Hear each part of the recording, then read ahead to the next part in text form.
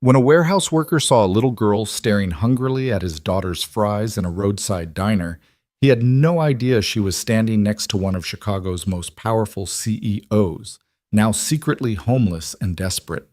What happened next would expose corporate betrayal, hidden millions, and prove that sometimes the people with nothing left to lose are the ones who change everything. Stay with me until the end of this story, hit that like button, and comment what city you're watching from so I can see how far this journey takes us. The fluorescent lights of Miller's roadside diner buzzed like dying wasps against the darkening Chicago sky. Mason Reed sat in a cracked vinyl booth near the rain-streaked window, watching his 8-year-old daughter Chloe drag a French fry through a puddle of ketchup with the kind of focused concentration that made his chest ache. She was humming something, probably that song from the cartoon she watched every morning before school, the one that made her laugh so hard she'd snort milk through her nose. Mason's work boots were still caked with dried mud from the warehouse loading dock. His shoulders felt like someone had been using them for batting practice. 16 pallets. 16 goddamn pallets of industrial tile, each one heavy enough to crush a man's foot if he wasn't careful. And he'd been careful for 11 hours straight, because being careful was the only thing standing between him and unemployment. And unemployment was the only thing standing between Chloe and the kind of life that kept him awake at 3 in the morning, staring at the water-stained ceiling of their apartment. "Daddy, you're doing it again." Mason blinked. "Doing what, baby?" "The thing where you look at stuff but you're not really looking." Chloe tilted her head, studying him with those dark eyes that were too knowing for 8 years old. Sarah's eyes. The resemblance hit him sometimes like a punch to the throat. Same long lashes, same way of narrowing them when she was trying to figure something out. "Sorry, just tired." He managed a smile and stole one of her fries. "How's your burger?" "Good." She took a massive bite that left ketchup on her nose. "But not as good as the ones Mama used to make." There it was. The knife that slipped between his ribs every single time, sharp and familiar. "No," Mason said quietly. "Nothing's as good as Mama's cooking." 3 years. 3 years since Sarah's car had hydroplaned on I-90 during a spring storm. 3 years since the state trooper had shown up at their door with that look on his face. 3 years since Mason had to explain to a 5-year-old why Mommy wasn't coming home. And people still said stupid things like time heals all wounds, as if grief was something that closed up neat and clean instead of just learning to walk around with a hole in your chest. The diner was mostly empty. A truck driver hunched over coffee at the counter, an elderly couple sharing pie in the corner booth. The waitress, Donna, according to her name tag, refilling salt shakers with the weary efficiency of someone who'd been doing this job for 20 years and would probably be doing it for 20 more. Mason checked his phone. 7:43. Chloe needed to be in bed by 9 on school nights, which meant they had maybe another 15 minutes before they'd have to brave the storm that was turning the parking lot into a shallow lake. The weather forecast had called for rain, but this was something meaner, the kind of March storm that felt personal, like Chicago itself was pissed off about something. "Can we get dessert?" Chloe asked, already knowing the answer but trying anyway. She was good at that, testing boundaries with just enough hope that it broke his heart to say no. "Not tonight, sweetheart. We've got those cookies at home, remember? The ones from the grocery store? The ones that taste like cardboard?" Mason laughed despite himself. "They're not that bad. They're worse than cardboard. I fed one to Mr. Whiskers, and he buried it in his litter box." "Chloe Reed, you did not feed our cat a cookie." "Okay, I didn't." She grinned, the lie transparent and completely unashamed. "But he would have buried it if I did." This was their routine, this back and forth that felt almost normal, almost like the life they used to have when Sarah was alive and money wasn't something Mason counted in his head 3 times a day. Breakfast, $2.30. Chloe's school lunch account, $15 a week. Rent, $850, due in 6 days. And he was still 100 short because the warehouse had cut overtime again, and the electricity bill had been higher than expected. He was doing the math in his head when the door chimed. Mason glanced up out of habit, the way you do in public places when you've got a kid to protect, and the world feels a little more dangerous than it used to. What he saw made him pause mid-reach for his water glass. A woman stood just inside the entrance, gripping the hand of a little girl who couldn't have been more than 7. The woman was maybe 30, with dark hair plastered to her face and a wool coat that probably cost more than Mason made in a month. But the coat was soaked through, hanging heavy on her frame, and there was something about the way she stood, frozen, like she was trying to decide whether to stay or run, that didn't match the expensive clothes.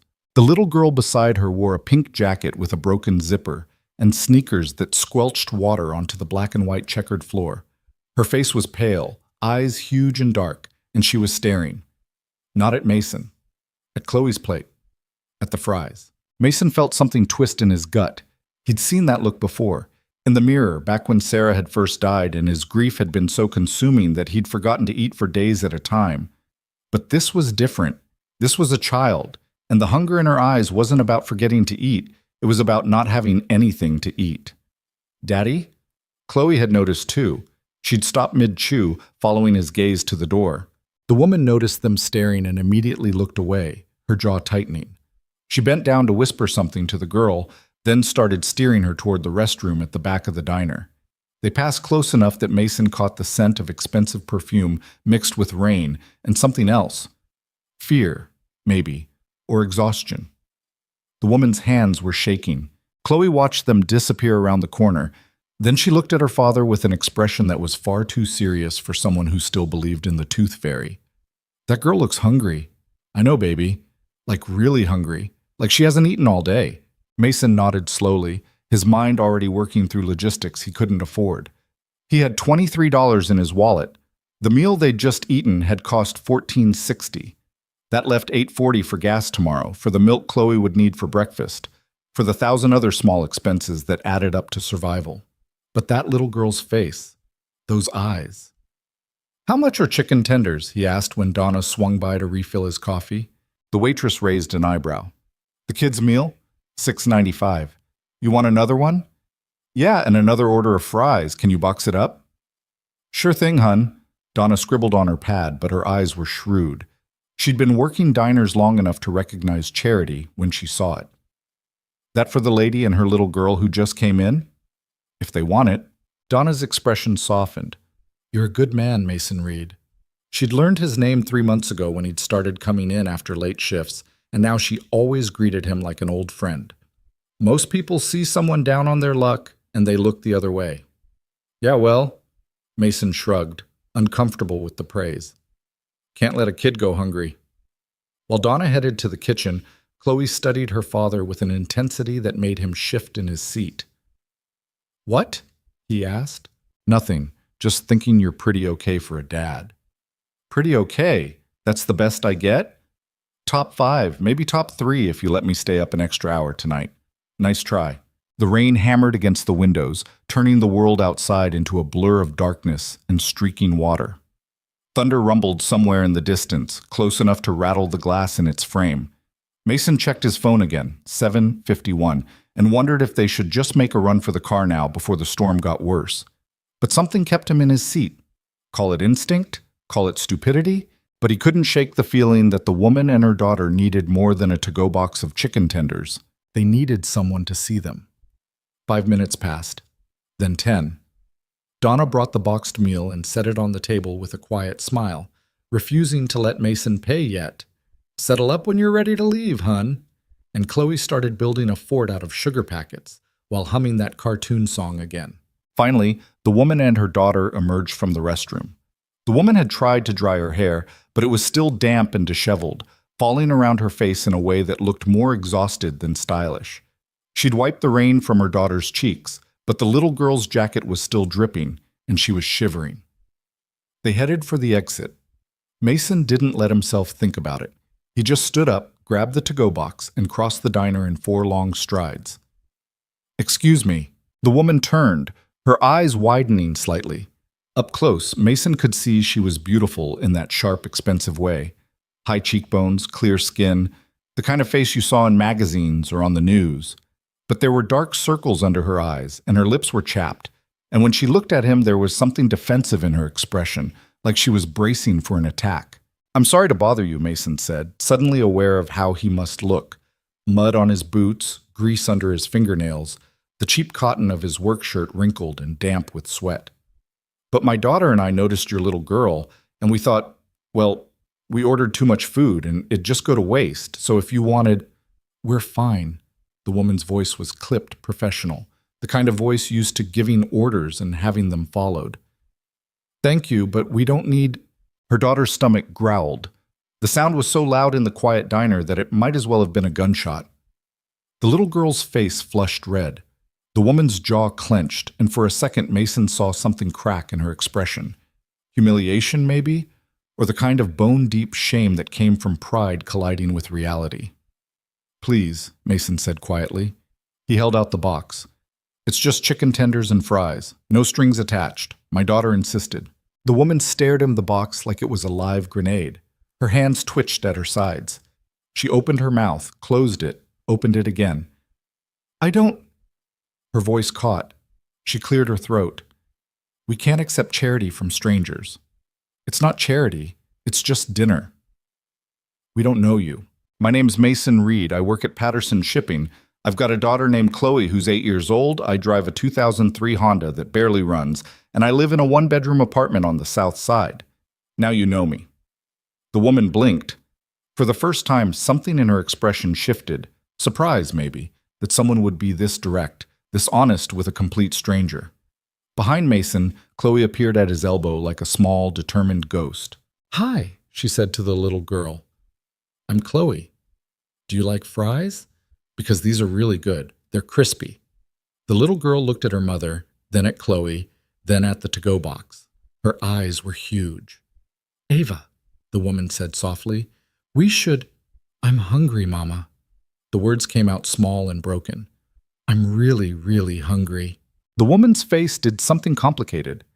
Mason watched her swallow hard, watched her close her eyes for just a second, watched her shoulders sag under the weight of some invisible burden he couldn't begin to understand. When she opened her eyes again, they were bright with unshed tears. Okay, she whispered. Then, louder, okay. Thank you. Mason handed her the box. Their fingers brushed, and he felt how cold her hands were, how badly they were trembling. Would you like to sit down? The words were out before he could stop them. Just while you eat. The storm's pretty bad out there. The woman hesitated. Mason could see her weighing the offer, calculating risks, trying to decide if accepting would cost her something she couldn't afford to lose. Chloe solved the problem by grabbing the little girl's hand. Come on, she said brightly. You can sit with us. I've got sugar packets and we can make a castle. The little girl, Ava, looked at her mother again. The woman took a breath, squared her shoulders, and nodded. They followed Chloe back to the booth like refugees following a guide through dangerous territory. Mason slid in across from them, watching as the woman helped Ava out of her wet jacket and draped it over the back of the booth. Ava immediately opened the to-go box, and the smell of hot food made her eyes widen even further. She looked at her mother one more time, silently asking permission. Go ahead, baby, the woman said softly. Ava ate like she hadn't seen food in days. She didn't even bother with the fork, just grabbed a chicken tender in both hands and bit into it with the kind of desperate focus that made Mason's heart crack down the middle. Chloe pushed her plate of leftover fries across the table without a word, and Ava took them too, cramming them into her mouth so fast she barely chewed. The woman watched her daughter eat, and Mason watched the woman. She was trying to maintain composure, trying to keep her face neutral, but he could see the cracks forming. The way her throat worked when she swallowed, the way her hands gripped the edge of the table, the way she stared at nothing, like if she looked at her daughter for too long, she might shatter completely. Donna appeared with 2 glasses of water and set them down without comment. She met Mason's eyes, gave him a small nod, and disappeared again. For a while, nobody spoke. Ava ate. Chloe built sugar packet castles and narrated their construction in a low, serious voice. The rain hammered the windows. The diner's lights flickered once, twice, but held steady. Finally, Ava slowed down. She leaned back against the booth, one hand still clutching a fry, and let out a long, shaky breath. Color had returned to her cheeks. She looked at Chloe's sugar castle, then at Chloe. Can I help? She asked quietly. Chloe grinned. Yeah, you can be in charge of the towers. The woman watched the 2 girls start working together, and something in her expression finally broke. A tear slipped down her cheek. She wiped it away quickly, but not before Mason saw it. Thank you, she said, her voice barely audible. You have no idea what this means. Mason wanted to say something comforting, something that would make this easier, but he'd never been good with words. Sarah had been the talker in their relationship, the one who knew exactly what to say when things got hard. Mason just fixed things. He fixed broken machines, broken schedules, broken days. He didn't know how to fix people. So he just said, "You're welcome." The woman took a breath. "I'm Victoria." She didn't offer a last name. Mason didn't ask. "Nice to meet you, Victoria." "And you?" She glanced at the girls, who were now deep in negotiation about whether the castle needed a moat. "Your daughter is very kind." "She gets it from her mother." The words came out automatically, the way they always did when someone complimented Chloe. "I mostly just try not to screw things up too badly." Victoria's lips twitched. It wasn't quite a smile, but it was close. "That's a low bar." "Yeah, well, sometimes a low bar is all you can manage." They fell into silence again, but it felt different now. Less awkward, more like two people sitting in the same space and accepting that neither of them had to perform for the other. Mason sipped his coffee, which had gone lukewarm. Victoria stared at her water glass like it held answers to questions she hadn't asked yet. Outside, lightning flashed bright enough to turn the parking lot white. Thunder followed 3 seconds later, close enough to rattle the silverware. "That's getting worse," Mason observed. Victoria nodded. "We should go." She said it, but she didn't move. Ava and Chloe were giggling now, the sound bright and uncomplicated, and Mason saw Victoria's expression soften as she watched them. It was the look of someone who'd forgotten what joy sounded like, who was remembering it now with a mixture of relief and pain. "Where are you parked?" Mason asked. Victoria's jaw tightened. "The back lot." Something in the way she said it made Mason's instincts kick in. He glanced toward the window, toward the rain-soaked darkness beyond the diner's lights, and felt a prickle of unease. "What kind of car?" "A Range Rover." Her voice had gone flat again, defensive. "Why?" "Just wondering. Those are nice vehicles." It was. Victoria's hands curled into fists on the table. "Now it's just a piece of junk that barely starts and leaks when it rains and—" She stopped herself, closing her eyes. "Sorry. Long day." Mason studied her. The expensive coat. The way she held herself, spine straight even when she was clearly exhausted. The professional tone that slipped sometimes, revealing something raw underneath. This wasn't a woman who'd always struggled. This was someone who'd fallen, and fallen hard, and was still trying to figure out which way was up. "How long have you been living in it?" he asked quietly. Victoria's eyes snapped open. For a second, Mason thought she might deny it, might get angry, might grab Ava and walk out into the storm rather than admit the truth. Instead, she laughed. It was a bitter, broken sound. 2 weeks, she said. 2 weeks and 3 days, if you want to be precise. We've been sleeping in the back seat because the heating doesn't work and it's warmer that way, all pressed together. Ava thinks we're camping. She keeps asking when we can go home, and I keep saying soon, soon, baby. Just a few more days, and I don't even know if that's true anymore, or if I'm just lying to make myself feel better. The words came out in a rush, like a dam breaking. Victoria pressed her hand to her mouth, clearly horrified that she'd said so much, but Mason just nodded. 2 weeks is a long time to camp, he said carefully. Yeah. Victoria's laugh was sharper this time. Especially when you used to run a company worth $40 million. Mason blinked. What? You heard me. Victoria met his eyes, and there was defiance there now, a kind of reckless honesty. Victoria Langford, CEO of Langford Technologies. Or at least I was. Before my CFO and 3 senior executives embezzled $8 million. Before my investors pulled funding. Before my ex-husband's lawyers tied up everything I owned in litigation. Before the media turned me into a cautionary tale about women who think they can play in the big leagues. She said it all in one breath, her voice rising slightly, and Mason realized this was probably the first time she'd said it out loud. The first time she'd admitted to another human being just how completely her life had imploded. Jesus, he said finally. Yeah. Victoria slumped back against the booth. Jesus pretty much sums it up. Across the table, the girls were oblivious, lost in their sugar castle world. Chloe was explaining the importance of structural integrity. Ava was nodding solemnly, arranging packets into careful rows. Mason didn't know what to say. He was a warehouse worker who'd barely graduated high school, who spent his days loading trucks and his nights trying to make sure his daughter had clean clothes for school. He knew nothing about corporate embezzlement or $40 million companies or the kind of pressure that came with running an empire. But he knew what it felt like to lose everything. He knew what it felt like to wake up one day and realize the life you'd built was gone, and you had to figure out how to survive in the wreckage. "I'm sorry," he said. Victoria shrugged. "Not your fault." "Still sorry it happened." She looked at him then, really looked at him, and Mason saw the moment she registered that he meant it. That this wasn't empty platitude, wasn't pity or condescension. Just one person acknowledging another person's pain. "Thank you," she said quietly.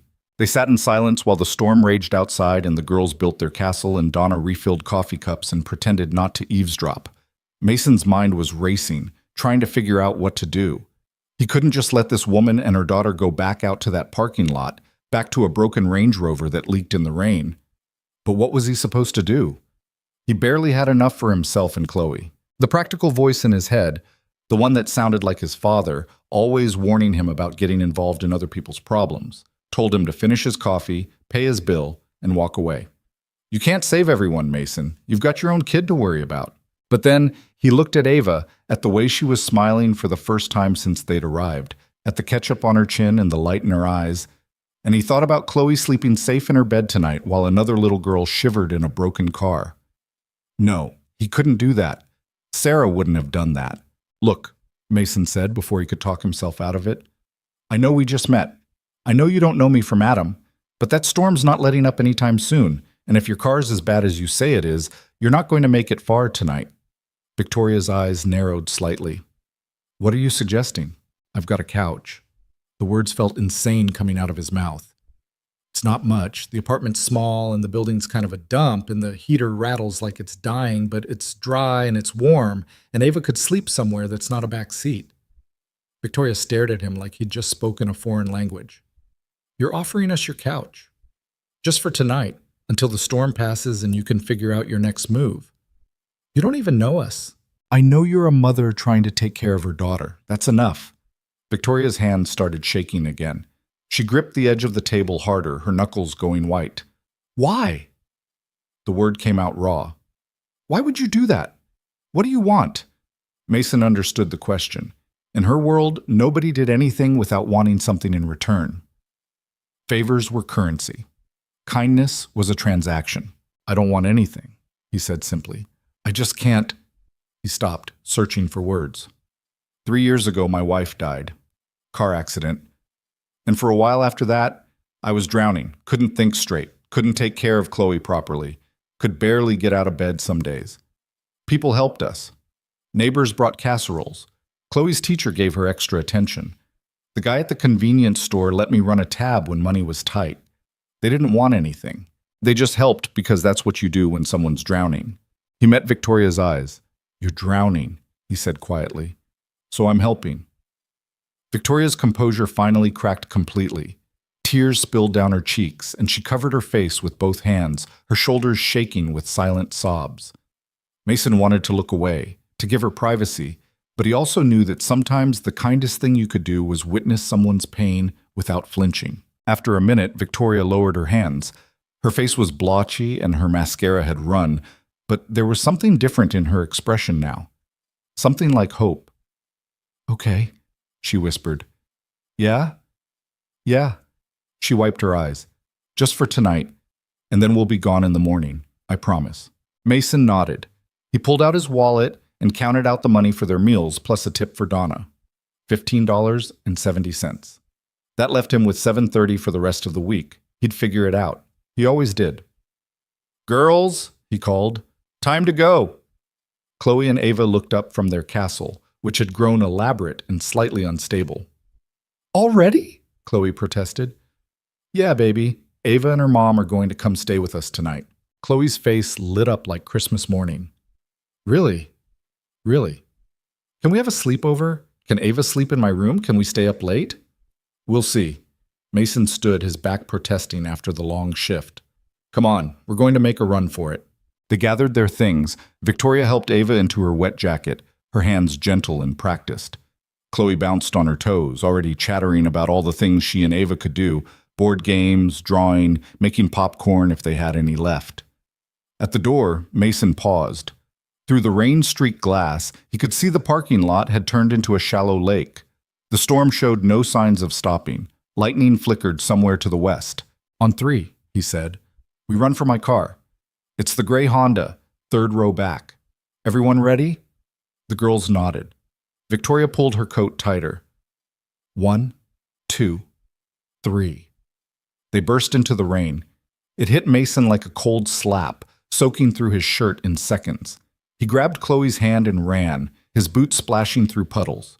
Behind him, he could hear Victoria and Ava following, their footsteps quick and stumbling.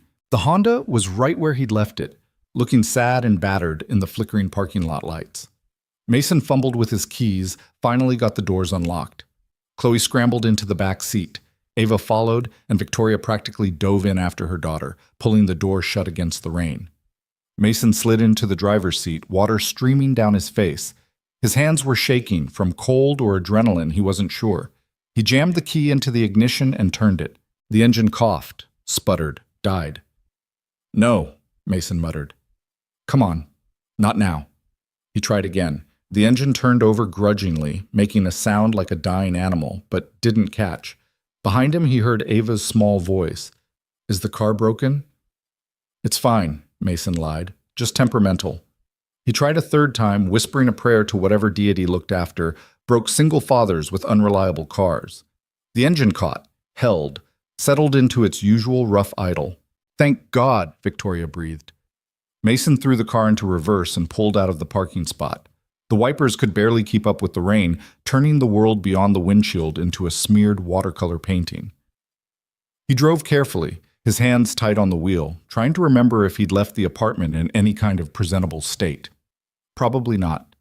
There were dishes in the sink, laundry on the couch, Chloe's toys scattered across the living room floor like landmines. "I should warn you," he said over his shoulder. "The place is kind of a mess." "Mason," Victoria's voice was soft. "We've been living in a car. I promise we won't judge your housekeeping." "Fair point." The drive took 15 minutes that felt like an hour. Mason's apartment building was on the south side, in a neighborhood that had seen better days but wasn't quite desperate yet. The kind of place where people kept their heads down and minded their own business, which suited Mason fine. He pulled into the building's small parking lot and killed the engine. "Third floor," he said. "Sorry, no elevator." They made another mad dash through the rain, this time to the building's entrance. Mason's hand shook so badly it took him 3 tries to get his key in the lock. Finally, the door swung open, and they tumbled into the narrow hallway that smelled like old carpet and somebody's cooking. The climb to the 3rd floor was quiet except for Chloe's chatter and the squeak of wet shoes on linoleum. Mason's apartment was at the end of the hall, 3F, the numbers hanging slightly crooked on the door. He unlocked it and pushed it open, and they stepped inside. It was exactly as bad as Mason had feared. Dishes in the sink, laundry on the couch, Chloe's art projects covering the coffee table. The place was tiny, a cramped living room that bled into an even smaller kitchen, 1 bedroom, 1 bathroom. The furniture was garage sale specials and hand-me-downs. The carpet had a stain near the window that Mason had never been able to get out, but it was warm, and it was dry. And when Chloe flipped on the lights, the whole place glowed with a kind of shabby comfort that made Mason's chest ache. Victoria stood in the doorway, dripping water onto the mat, and looked around. Mason braced himself for judgment, for the moment when she'd realize what a mistake she'd made accepting help from someone who lived like this. Instead, she started crying again. Not quiet tears this time. Full, body-shaking sobs that made Ava look up in alarm. "Mama?" Victoria dropped to her knees and pulled her daughter into a fierce hug, burying her face in Ava's damp hair. "We're okay, baby," she choked out. "We're okay. We're safe." Mason looked at Chloe, who was watching with wide eyes. He put a hand on his daughter's shoulder and steered her toward the bedroom. "Why don't you find some dry clothes for Ava?" he suggested quietly. "Maybe those pajamas that got too small for you?" Chloe nodded and disappeared into the bedroom. Mason grabbed a towel from the bathroom and brought it to Victoria, who was still kneeling on the floor, still holding Ava like she was afraid to let go. "Here," he said gently, draping the towel over her shoulders. Victoria looked up at him, her face wrecked. and whispered, "Thank you." Mason didn't know what to say to that, so he just nodded and went to clear the laundry off the couch, thinking about how one decision, one moment of choosing to see instead of looking away, had brought a stranger into his home and would probably change everything in ways he couldn't begin to predict. Outside, the storm raged on, but inside in his small, shabby apartment, two little girls were laughing in the bedroom, trying on clothes. And a woman who'd lost everything was finally, breathing like she might survive this after all. Mason woke to the sound of whispers coming from the living room. For a disoriented moment, he thought it was Sarah, that he'd dreamed the last 3 years, that his wife was still alive and moving around their apartment in the early morning quiet. Then reality settled back into place like a stone in his chest, and he remembered. The diner, the storm, Victoria and Ava sleeping on his couch. He checked his phone. 5:43. The alarm wouldn't go off for another hour, but years of warehouse shifts had trained his body to wake before dawn, whether he wanted to or not. Through the thin wall, he could hear Chloe's steady breathing from her bed. She'd fallen asleep almost instantly last night, exhausted from excitement, her arm flung over Ava like they were old friends instead of kids who'd met 4 hours earlier. Mason pulled on a pair of sweatpants and padded barefoot into the living room. Victoria sat on the couch in the same clothes from yesterday, now dry but wrinkled. Her hair was pulled back in a messy knot, and she was staring at her phone with an expression that made Mason's stomach clench. It was the look of someone reading their own obituary. "Couldn't sleep?" he asked quietly. Victoria's head snapped up. "I'm sorry. Did I wake you?" "No, I always get up early." Mason moved to the kitchen and started making coffee, mostly to give his hands something to do. "You want some?" "Please." The coffee maker was old and loud, filling the small apartment with grinding sounds and the smell of cheap grounds. Mason had bought the coffee on sale 3 weeks ago, something called Mountain Morning Blend that tasted like burnt cardboard. But Victoria accepted the mug he handed her like it was premium espresso. "Thank you." She wrapped both hands around the cup, holding it close to her chest. "For the coffee, for last night, for all of it." Mason shrugged, uncomfortable. "It's just a couch." "It's more than that."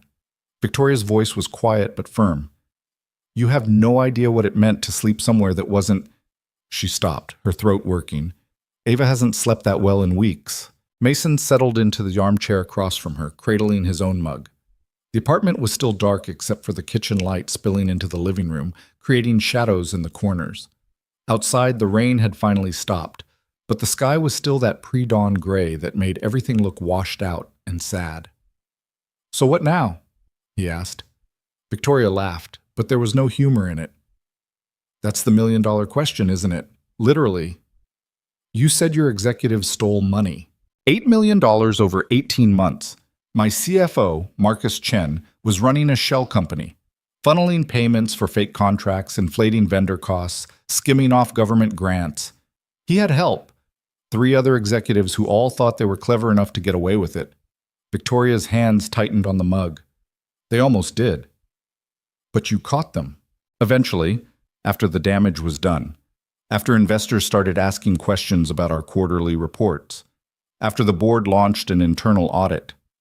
She took a sip of coffee and grimaced slightly at the taste but kept drinking. "I fired all 4 of them the same day. Filed criminal charges. Thought I was doing the right thing." "You were doing the right thing. Was I?" Victoria's eyes were sharp now, challenging. "Because doing the right thing cost me everything. The moment those charges became public, our stock tanked. Investors pulled out, partners terminated contracts. The media turned it into a feeding frenzy. Tech CEO loses control of her own company. Woman in over her head. The fall of Victoria Langford. Never mind that I'd built that company from nothing. Never mind that I'd grown revenue by 300% in 5 years. One scandal and suddenly I was the problem." Mason listened, recognizing the bitterness in her voice. He'd heard it before, in his own head, during those first terrible months after Sarah died when everything felt unfair and wrong and impossible to fix. "What about the courts?" he asked. "Can't you get the money back?" "Sure, eventually. Maybe. If the criminal trial goes our way, if we can untangle all the shell companies and offshore accounts. If the lawyers don't bleed us dry first." Victoria set down her mug with a sharp click. But trials take time, and time requires money, and money is the one thing I don't have.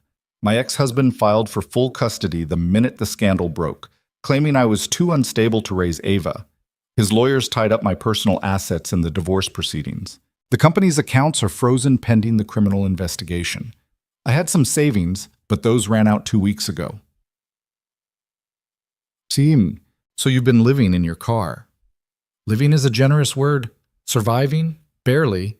Victoria pulled her knees up to her chest, making herself smaller.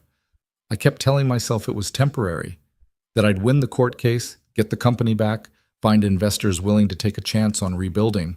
But every door I knock on gets slammed in my face. Nobody wants to touch a CEO with this much baggage. The coffee maker beeped, signaling it had finished brewing. Mason got up to refill both their mugs, buying himself a moment to think. This was bigger than he'd realized, bigger than a woman down on her luck who needed a hot meal. This was systematic collapse, the kind that didn't get fixed with a couch and some chicken tenders. "What about family?" he asked, sitting back down. "Friends? Anyone who could help?" Victoria's laugh was sharper this time. "My parents died when I was 22. No siblings. And friends," she made air quotes around the word. "Turns out most of my friends were really business associates who liked being invited to exclusive parties.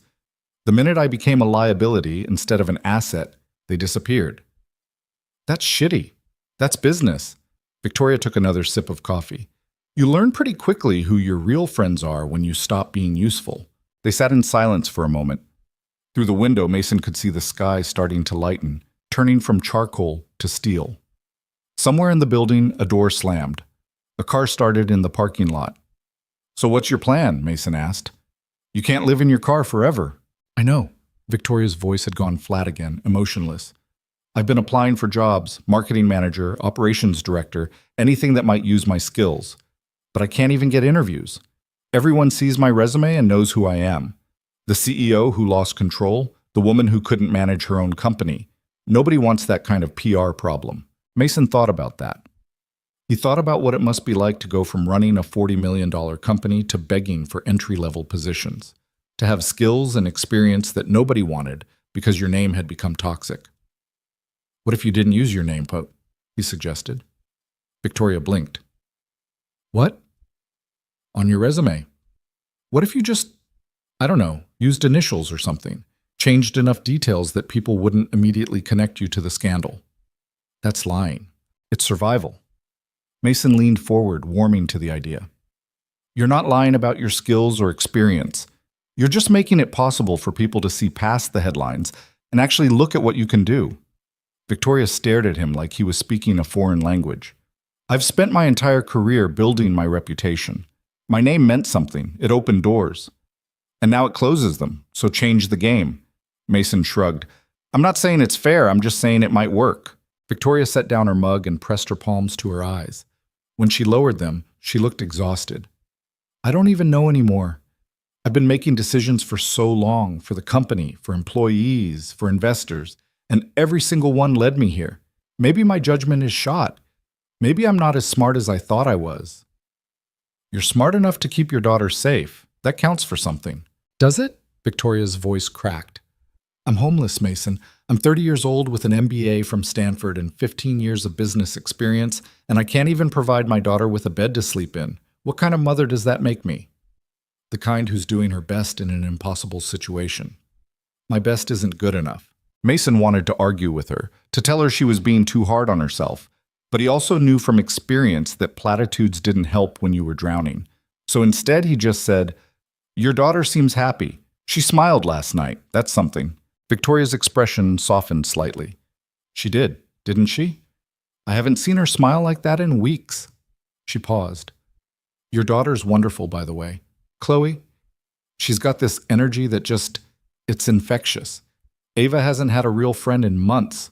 All her classmates were from her old school, and when we couldn't pay tuition anymore," she stopped, shaking her head. "Sorry, you don't need to hear all this?" "I don't mind." "You should. Normal people don't invite homeless strangers into their apartments and then listen to them complain about corporate embezzlement over cheap coffee." Mason smiled despite himself. "Yeah, well, I've never been accused of being normal." Victoria almost smiled back. Almost. Then her phone buzzed on the couch cushion beside her, and whatever lightness had been building between them evaporated instantly. She grabbed the phone, looked at the screen, and her face went pale. "What is it?" Mason asked. "My lawyer." Victoria's hands were shaking again as she opened the message. Mason watched her eyes move across the screen, watched the color drain from her cheeks, watched her entire body go rigid. "Victoria?" "They moved the custody hearing." Her voice was barely a whisper. "My ex's lawyers petitioned to move it up. It's in 3 days." "Can they do that?" "Apparently." Victoria was scrolling frantically now, her breath coming faster. "There's an emergency clause. They're claiming I'm an unfit mother, that I've been... Oh, God." "What?" "They know." Victoria looked up at him, her eyes wide with panic. "They know about the car. They have photos. Someone's been following us, documenting where we've been sleeping, and now they're using it as evidence that I can't provide a stable home for Ava." Mason felt something cold settle in his stomach. "That's legal? In a custody case? Everything's legal if you have expensive enough lawyers." Victoria stood abruptly, pacing the small living room like a caged animal. "They're going to take her. Mason, they're going to take my daughter, and there's nothing I can do about it. There has to be something." "What?" Victoria spun to face him. "What am I supposed to do? Show up to court and explain that, yes, I've been homeless for 2 weeks, but it's fine because a stranger let us sleep on his couch? That's not going to convince a judge I'm a fit parent. That's going to convince them I'm desperate and unstable." She wasn't wrong. Mason knew how the system worked. He'd seen it after Sarah died when well-meaning social workers had shown up to check on Chloe to make sure Mason was capable of single parenthood. They'd been nice about it, professional, but the message was clear. Prove you can do this, or we'll find someone who can. "What about the company?" he asked. "If you could show the court that you're getting it back, that you've got income again." "The company's dead, Mason. Even if I win the criminal case, even if I get the money back, I'd still have to rebuild from scratch, find investors, rehire staff, regain client trust. That takes years, not days." "So do something else, something faster." Victoria laughed, high and sharp. "Like what? Get a job at McDonald's? I'm sure that'll really impress the judge." "Yes, Your Honor, I may be living in a car and flipping burgers, but I'm totally capable of raising a child." "That's not what I meant. Then what did you mean?" Victoria's voice rose, and Mason remembered there were kids sleeping in the next room. She must have remembered too, because she lowered her voice to a harsh whisper. "Tell me, Mason, what's your brilliant solution? Because I've spent every waking hour of the last 2 weeks trying to figure this out, and I've got nothing. Nothing except a court date in 3 days and the absolute certainty that I'm about to lose the only thing in this world that matters to me." The words hung in the air between them. Victoria's chest was heaving, her hands clenched into fists at her sides. Mason had the distinct impression she wanted to hit something, or scream, or both. Instead, she collapsed back onto the couch and buried her face in her hands. "I'm sorry," she said, her voice muffled. "I shouldn't yell at you. You've been nothing but kind, and here I am taking it out on you like this is somehow your fault. It's okay. It's not okay. Nothing about this is okay." Victoria lifted her head. Her eyes were red-rimmed but dry, like she'd cried so much over the past weeks that she didn't have any tears left. "I used to be someone who solved problems. That was my whole identity. CEO, problem solver. The woman who could walk into a room and figure out the most efficient path from A to B, and now I can't even solve my own life." Mason didn't know what to say to that. He'd never been a CEO, never run a company, never had that kind of pressure. But he knew what it felt like to have your identity stripped away. He'd been a husband once, Sarah's husband. That had been part of who he was, how he defined himself. And then Sarah died. And suddenly he was just a single father trying to keep his head above water. "Maybe the problem is you're trying to solve everything at once," he said slowly, working through the thought as he spoke. "Like, you're looking at this huge mess, the company, the money, the custody case, the job search, and trying to fix all of it simultaneously. But what if you just focused on one thing, the custody hearing? What would it take to win that?" Victoria considered this. Stability, a permanent address, proof of income, evidence that I can provide a safe home for Ava. "Okay, so how do you get those things in 3 days?" I don't. That's the problem. Maybe you do. Mason was thinking out loud now, following a thread he couldn't quite see yet. The address part, you could use mine.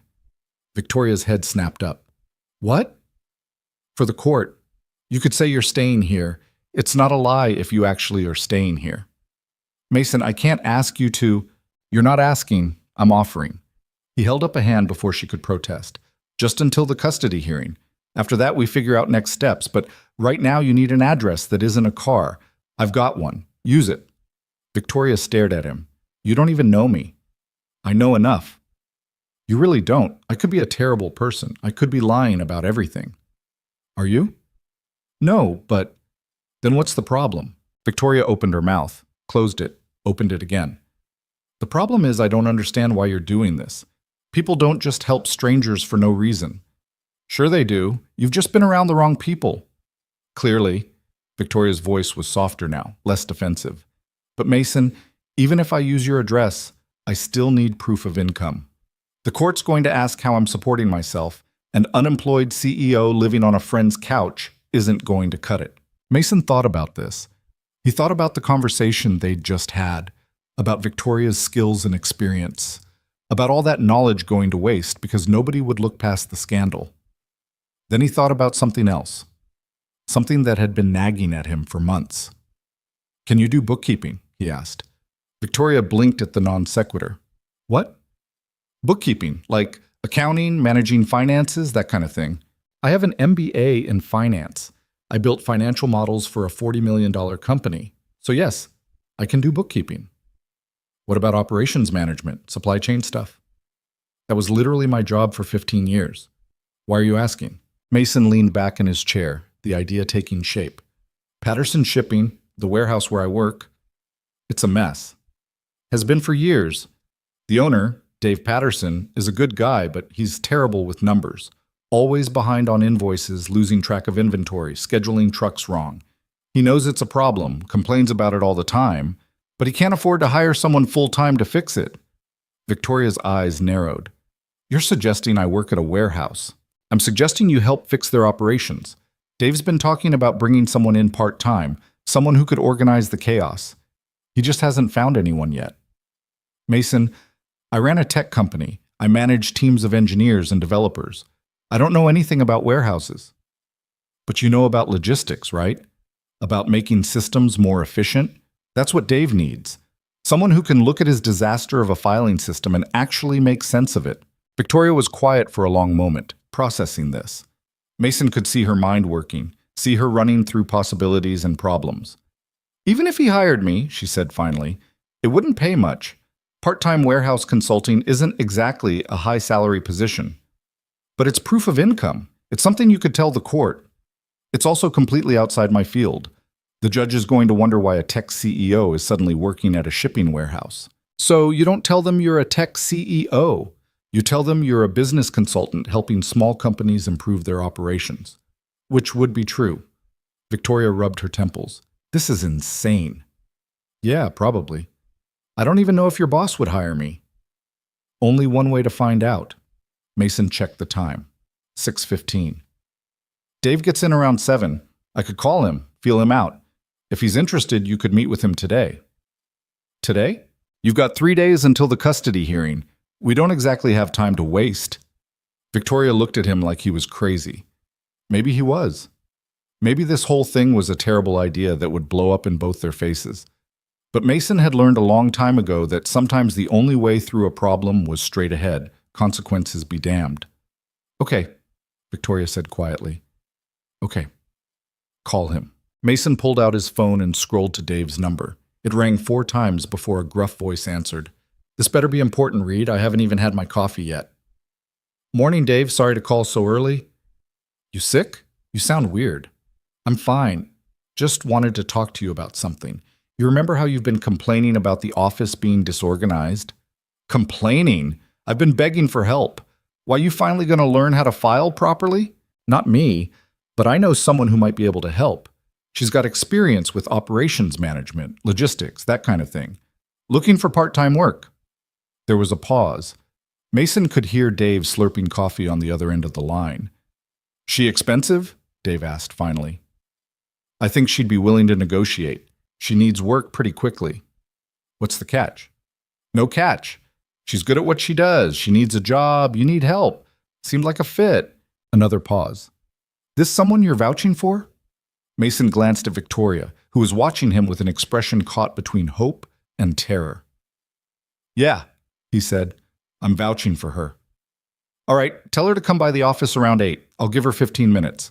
If she can make sense of my filing system in that time, maybe we can work something out. Thanks, Dave. Don't thank me yet. If she's as useless as the last 3 people I interviewed, you're going to owe me for wasting my time. The line went dead. Mason set down his phone and looked at Victoria. You've got a meeting at 8. Victoria's hands had started shaking again. I don't have a resume. I don't have professional clothes that aren't soaked through. I don't have... We'll figure it out. Mason stood. I've got a laptop. You can write up something quick. And there's a thrift store 2 blocks from the warehouse. Opens at 7:30. We can grab you something that looks professional enough. Mason, 3 days, Victoria. You said it yourself. We don't have time to waste. Victoria stared at him for a long moment. Then she nodded, something hardening in her expression. The panic was still there, but underneath it, Mason could see something else emerging. Determination, maybe. Or just desperation backed into a corner. Okay, she said. Okay. Let's do this. The next 2 hours passed in a blur. Mason showed Victoria how to use his ancient laptop while he took a shower. By the time he emerged, she'd pulled together a 1-page resume that highlighted her operations experience without mentioning Langford Technologies by name. It was vague enough to avoid immediate recognition, but specific enough to show she knew what she was doing. At 7, Chloe stumbled out of the bedroom, Ava trailing behind her. Both girls had bedhead and sleepy eyes. Why is everybody up so early? Chloe yawned.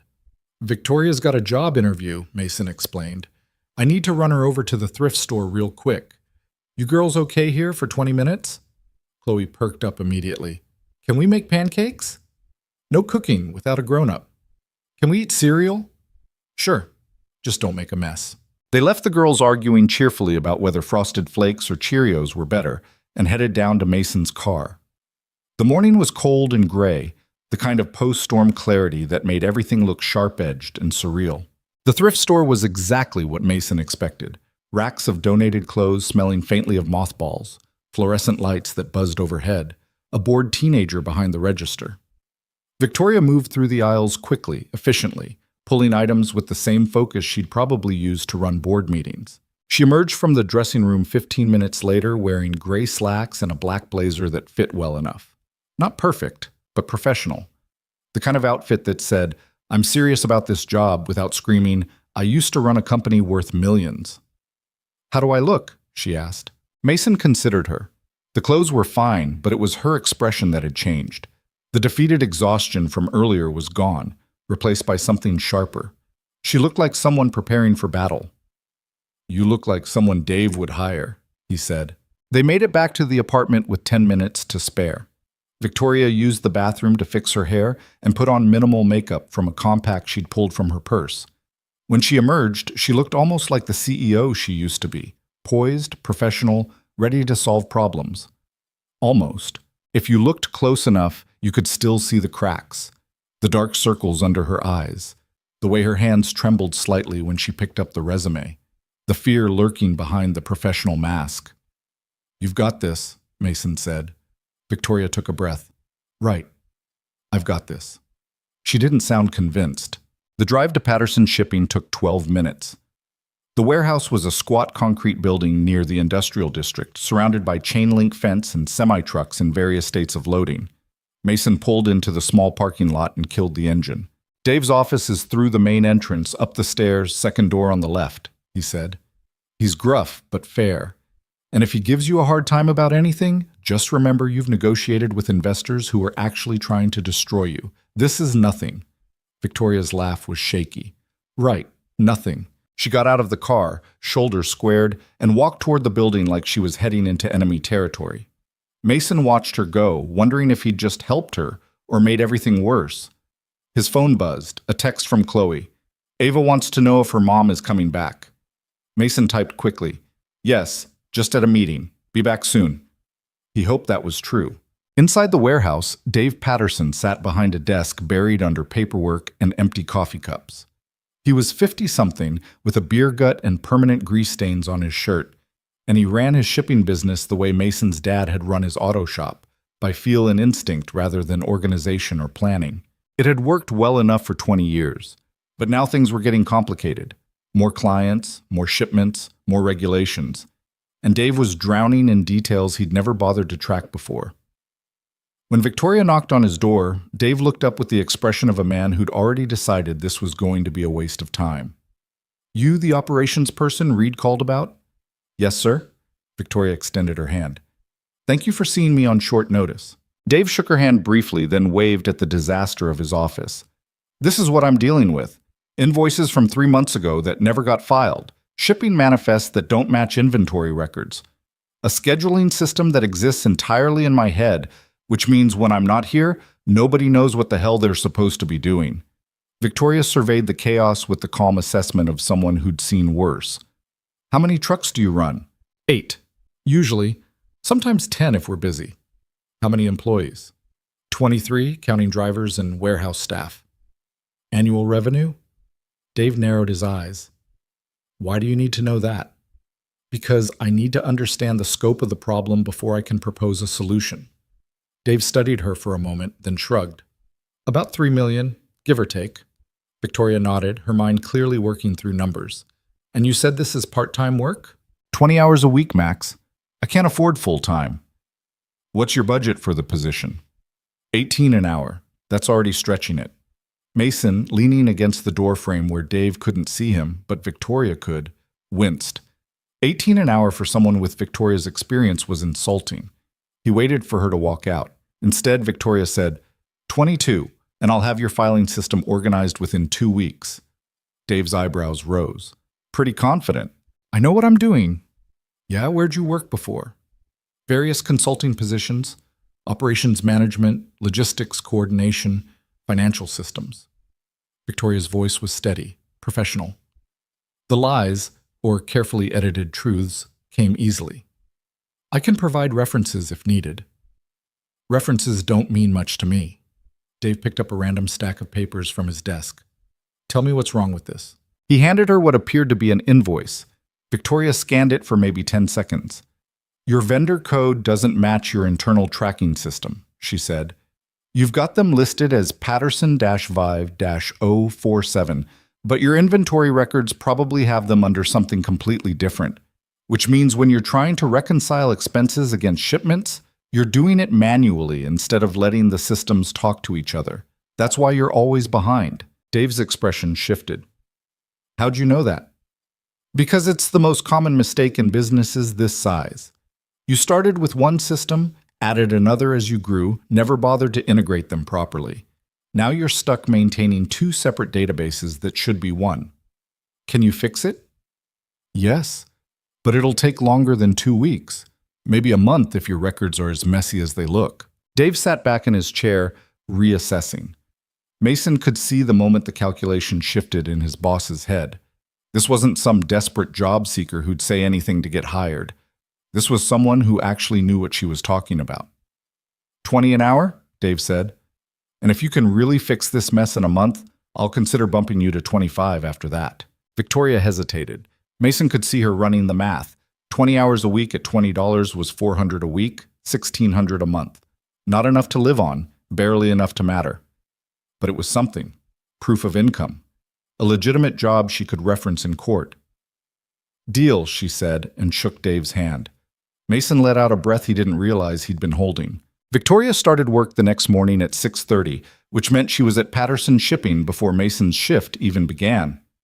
He found her in Dave's office, now her office too, apparently, surrounded by banker's boxes full of unfiled invoices, a laptop borrowed from Dave's nephew, and 3 empty coffee cups that suggested she'd been there for hours. "You're early," Mason said from the doorway. Victoria didn't look up from the spreadsheet she was building. "I'm behind. There's a difference." "Behind on what? You just started yesterday." "Behind on everything." She finally glanced at him, and Mason saw the dark circles under her eyes had gotten worse, not better. The custody hearing is in 2 days. 2 days, Mason. I need to have everything ready. Proof of employment, proof of residence, character references, evidence that I can provide stability for Ava. I don't have time to be early or late. I just have time to work. Mason understood that kind of desperation.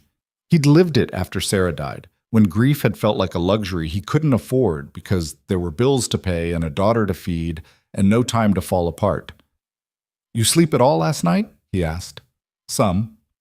That's not an answer. It's the only answer I've got. Victoria turned back to her screen, fingers flying across the keyboard. I've mapped out Dave's entire vendor database. Turns out he's been paying the same company under 3 different names because they kept changing their invoicing system, and he never noticed. I've already saved him about $1,500 in duplicate payments. In 1 day? In 4 hours. This place is a gold mine of inefficiency. I could probably cut his operating costs by 20% in the first month alone. Mason leaned against the doorframe watching her work. This was a different Victoria from the broken woman who'd stood in the diner 2 nights ago. This version was focused, sharp, almost manic in her intensity. He recognized it as a coping mechanism, the same way he'd thrown himself into double shifts after Sarah died, working until his body gave out so he wouldn't have to think about the hole in his life. You should eat something, he said. I'm fine. Victoria, I said I'm fine. Her voice was sharp enough to cut. Then she stopped, closed her eyes, and took a breath. Sorry. I'm sorry. I know you're trying to help. I can't stop moving. If I stop moving, I'll start thinking. And if I start thinking, I'll remember that in 2 days, a judge is going to decide whether I'm fit to be Ava's mother, and the answer might be no. Her hands were shaking. She gripped the edge of the desk to still them. Mason crossed the office and set a granola bar on top of her keyboard. Eat, then keep working. But eat first. Victoria stared at the granola bar like it was a puzzle she needed to solve. Then she picked it up, unwrapped it, and took a mechanical bite. Thank you, she said quietly. You're welcome. Mason checked his phone. 6:45. I've got to clock in. You need anything? An extra 10 hours in the day would be nice. Fresh out of those? How about more coffee instead? The ghost of a smile crossed Victoria's face. That works too. Mason spent his shift loading pallets and thinking about custody hearings. He didn't know much about family court, but he knew enough to understand that appearances mattered. A judge wasn't going to care about Victoria's MBA or her ability to optimize vendor databases. They were going to care about whether she could provide a stable home for a 7-year-old girl. During his lunch break, he called his neighbor, Mrs. Chen, who'd been bringing Chloe homemade dumplings and watching her after school since Sarah died. She agreed without hesitation to write a character reference for Victoria. Any friend of yours is good people, Mason, she said firmly. I'll have it ready by tomorrow. He also called Donna from the diner, who remembered Victoria and Ava, and agreed to write a short statement about how they'd seemed that night. It wasn't much, but it was something. Another piece of evidence that Victoria was a caring mother doing her best. When Mason's shift ended at 3, he found Victoria still in the office, now reorganizing Dave's filing cabinets with the same intensity most people reserve for defusing bombs. You've been here 9 hours, Mason said. 9.5. Dave said I could stay as long as I wanted. Victoria, you're going to burn out. I'll burn out after the hearing. She filed another invoice with sharp precision. Right now, I need to finish this vendor reconciliation and then work on the summary document my lawyer requested. Then I need to prep for court, make sure Ava has something appropriate to wear, and figure out how to explain to a judge why living in a car for 2 weeks doesn't make me a terrible mother. Her voice cracked on the last word. Mason watched her grip the filing cabinet hard enough that her knuckles went white. Hey, he said gently. You're not a terrible mother. Tell that to the court. I will if I have to. Victoria turned to look at him, surprise flickering across her face. What? If they'll let me testify or whatever, I'll tell them. You're a good mother. I've seen you with Ava. The way you make sure she eats before you do. The way you check on her in the middle of the night. The way you're working yourself into the ground to give her a stable home. That's not a terrible mother. That's someone who gives a damn. Victoria's eyes filled with tears. She blinked them back furiously, but one escaped anyway, trailing down her cheek. I don't know how to win this, she whispered. I don't know how to walk into that courtroom and convince a judge that I'm not a disaster. Because the truth is, Mason, I am a disaster. I lost my company. I lost my home. I've been living in a car with my daughter and lying to her about why we can't go back to our old life. What kind of person does that? The kind who's surviving something impossible. That's not good enough for a custody hearing. Mason didn't have an answer for that. Because she was right. Surviving wasn't the same as thriving, and family courts wanted to see evidence of thriving, stable income, permanent housing, a safe environment. Victoria had barely cobbled together the minimum, and even that felt fragile. "What does your lawyer say?" he asked. Victoria laughed bitterly. "My lawyer says we have a 30% chance of winning, maybe 40 if everything goes perfectly and my ex's lawyers don't bring up the embezzlement scandal, which they will because of course they will. It's their best weapon." "Can they do that? I thought the criminal charges cleared you." "They did. I'm not under investigation. But that doesn't matter. The scandal still happened. The company still collapsed. And in family court, perception is everything. My ex is going to paint me as reckless and unstable. His lawyers are going to suggest that Ava deserves better than a mother who can't even keep a roof over her head. And the worst part is," her voice broke. "The worst part is maybe they're right. They're not right." "How do you know?" "Because I've met your ex." Victoria blinked. "No, you haven't. Not personally. But I've met guys like him. Guys who wait until you're down to kick you harder. Guys who use kids as weapons in their own battles." Mason thought about Sarah's brother, who'd tried to get custody of Chloe after the accident, claiming Mason was too grief-stricken to parent properly. The court had ruled in Mason's favor, but it had been close. Too close. "Your ex doesn't care about Ava's best interests. He cares about winning. There's a difference." Victoria studied him for a long moment. "How did you get so wise?" "I'm not wise. I'm just experienced in things sucking." That surprised a real laugh out of her, short and startled, but genuine.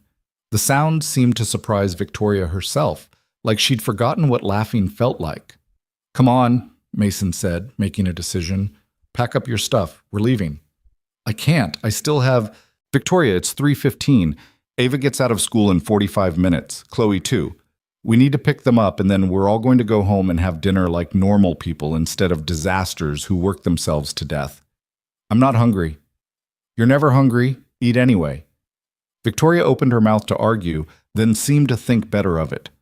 She saved her work, shut down the laptop, and grabbed her borrowed blazer from the back of the chair. They picked up both girls from Chloe's elementary school, where Ava had been enrolled as a temporary student using Mason's address. The principal had asked questions, lots of questions, but Mason had explained that Victoria was a family friend going through a difficult time, and the principal had decided not to push. Small mercies. Chloe and Ava burst out of the school building holding hands and talking over each other about something that had happened at recess. Mason felt something in his chest loosen at the sight. Ava looked like a normal kid again, hair in pigtails, backpack bouncing, smile bright. Not like a child who'd been sleeping in a car 2 days ago. "Mama?" Ava ran to Victoria and threw her arms around her mother's waist. "I got a gold star on my math worksheet." Victoria knelt down to Ava's level, and Mason saw her force a smile onto her face, pushing aside the exhaustion and fear. "That's wonderful, baby. I'm so proud of you." "And Mrs. Patterson said I could be line leader tomorrow." "Mrs. Patterson knows talent when she sees it." Chloe appeared at Mason's elbow. "Can Ava come over again tonight?" "Ava lives with us now, remember?" Mason said. "At least for a little while." "Oh, right," Chloe grinned. "This is the best week ever." Mason wished he could share her optimism. Dinner was spaghetti from a box and sauce from a jar, prepared in Mason's tiny kitchen, while the girls did homework at the coffee table.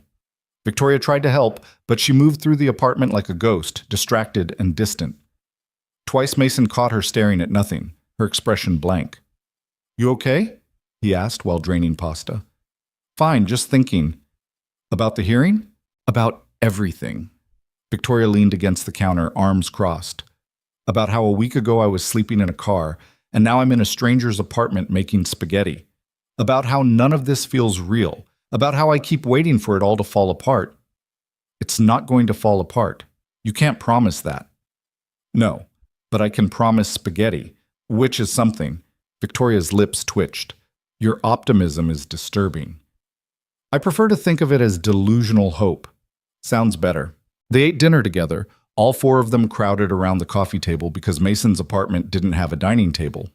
Ava told a long, complicated story about a girl in her class who'd brought a pet frog for show and tell. Chloe argued that frogs were gross and hamsters were better. Mason refereed the debate while Victoria picked at her food, eating maybe 3 bites total. After dinner, the girls wanted to watch a movie. Mason set them up with something animated on the TV while he and Victoria cleaned up in the kitchen.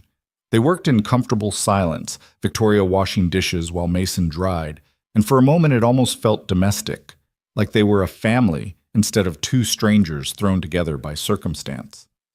"I talked to my lawyer today," Victoria said quietly, scrubbing a plate, "about the custody arrangement." Mason's hand stilled on the dish towel. "And? She thinks using your address will help. The job too. She's going to present it as evidence of stability, that I secured employment and housing within days of the crisis, that I'm taking active steps to rebuild." Victoria set the plate in the rinse rack. "But she also warned me that my ex's lawyers are going to attack it. They're going to say it's fake, that I'm manipulating the situation, that I'm using you to create an illusion of stability that doesn't really exist. That's bullshit." "That's also effective, because they're not entirely wrong, are they? This arrangement, it's temporary. You've been clear about that. After the hearing, I'll need to find somewhere else to go, which means I'm not really stable. I'm just pretending to be." Mason dried the plate slowly, thinking, "What if you didn't have to leave?" Victoria turned to look at him. "What?" "After the hearing, what if you stayed, you and Ava, just until you get back on your feet properly?" "Mason, I can't ask you to do that." "You're not asking, I'm offering." "Why?" Victoria's voice rose slightly. "Why do you keep helping me? You don't owe me anything. We're strangers. You should want me gone, not offering to extend this bizarre arrangement." Mason set down the plate and the towel. He'd been asking himself the same question for 2 days, trying to understand why he was doing this, why he'd invited Victoria into his home, why he'd helped her get a job, why he was standing in his kitchen offering to let her stay indefinitely. "After Sarah died," he said slowly, "people kept telling me I needed to move on, get back to normal. But there was no normal anymore. Normal had died with my wife. And for a long time I was just stuck, going through the motions but not really living, just surviving." He paused, gathering his thoughts. "Then one day, maybe 6 months after the accident, I was at the grocery store with Chloe, and she asked if we could buy cookies, these expensive ones Sarah used to get for special occasions. And I almost said no, because money was tight and we didn't need expensive cookies. But then I thought, what's the point of surviving if we're just going to be miserable? So I bought the cookies. And when we got home, Chloe and I ate half the package while watching cartoons. And for the first time in months, I felt like maybe we were going to be okay." Victoria was watching him intently now. "Helping you feels like buying those cookies," Mason said. "Like maybe there's more to life than just getting through the day. Like maybe doing something good for someone else is the same as doing something good for myself. Does that make sense?" "No," Victoria said, then softer. "But I understand it anyway." They stood in the kitchen, the sound of the movie drifting in from the living room, and Mason felt something shift between them. Not romance, it wasn't that, but something deeper. The recognition of two people who'd both lost everything and were trying to figure out how to build something from the wreckage. "I'll stay," Victoria said finally, "until I can afford my own place. But I'm paying rent." "You don't have to—" "I'm paying rent," she repeated firmly. "Even if it's just $100 a month. I need to contribute something, for my own sanity if nothing else." Mason nodded. "Okay, deal." They shook on it and Victoria's hand was warm in his. The next day passed in a blur of preparation. Victoria's lawyer, a sharp woman named Ellen Bradshaw, who worked out of a tiny office in downtown Chicago, came by the apartment to review everything. She interviewed Mason, took notes on the living situation, photographed the apartment to show it was clean and safe. "This is good," Ellen said, clicking through photos on her phone. "Much better than I expected. The judge will see that Ms. Langford has secured stable housing and employment. That's half the battle." "What's the other half?" Victoria asked. She was sitting on the couch, spine rigid, hands folded in her lap, convincing them that the homelessness was temporary and circumstantial, not a pattern of instability. Ellen set down her phone. "Your ex's lawyers are going to argue that you've demonstrated poor judgment, both in your business decisions and your personal life. They're going to paint the embezzlement scandal as evidence that you can't manage your own affairs, let alone raise a child. I was the victim of the embezzlement, Victoria said tightly.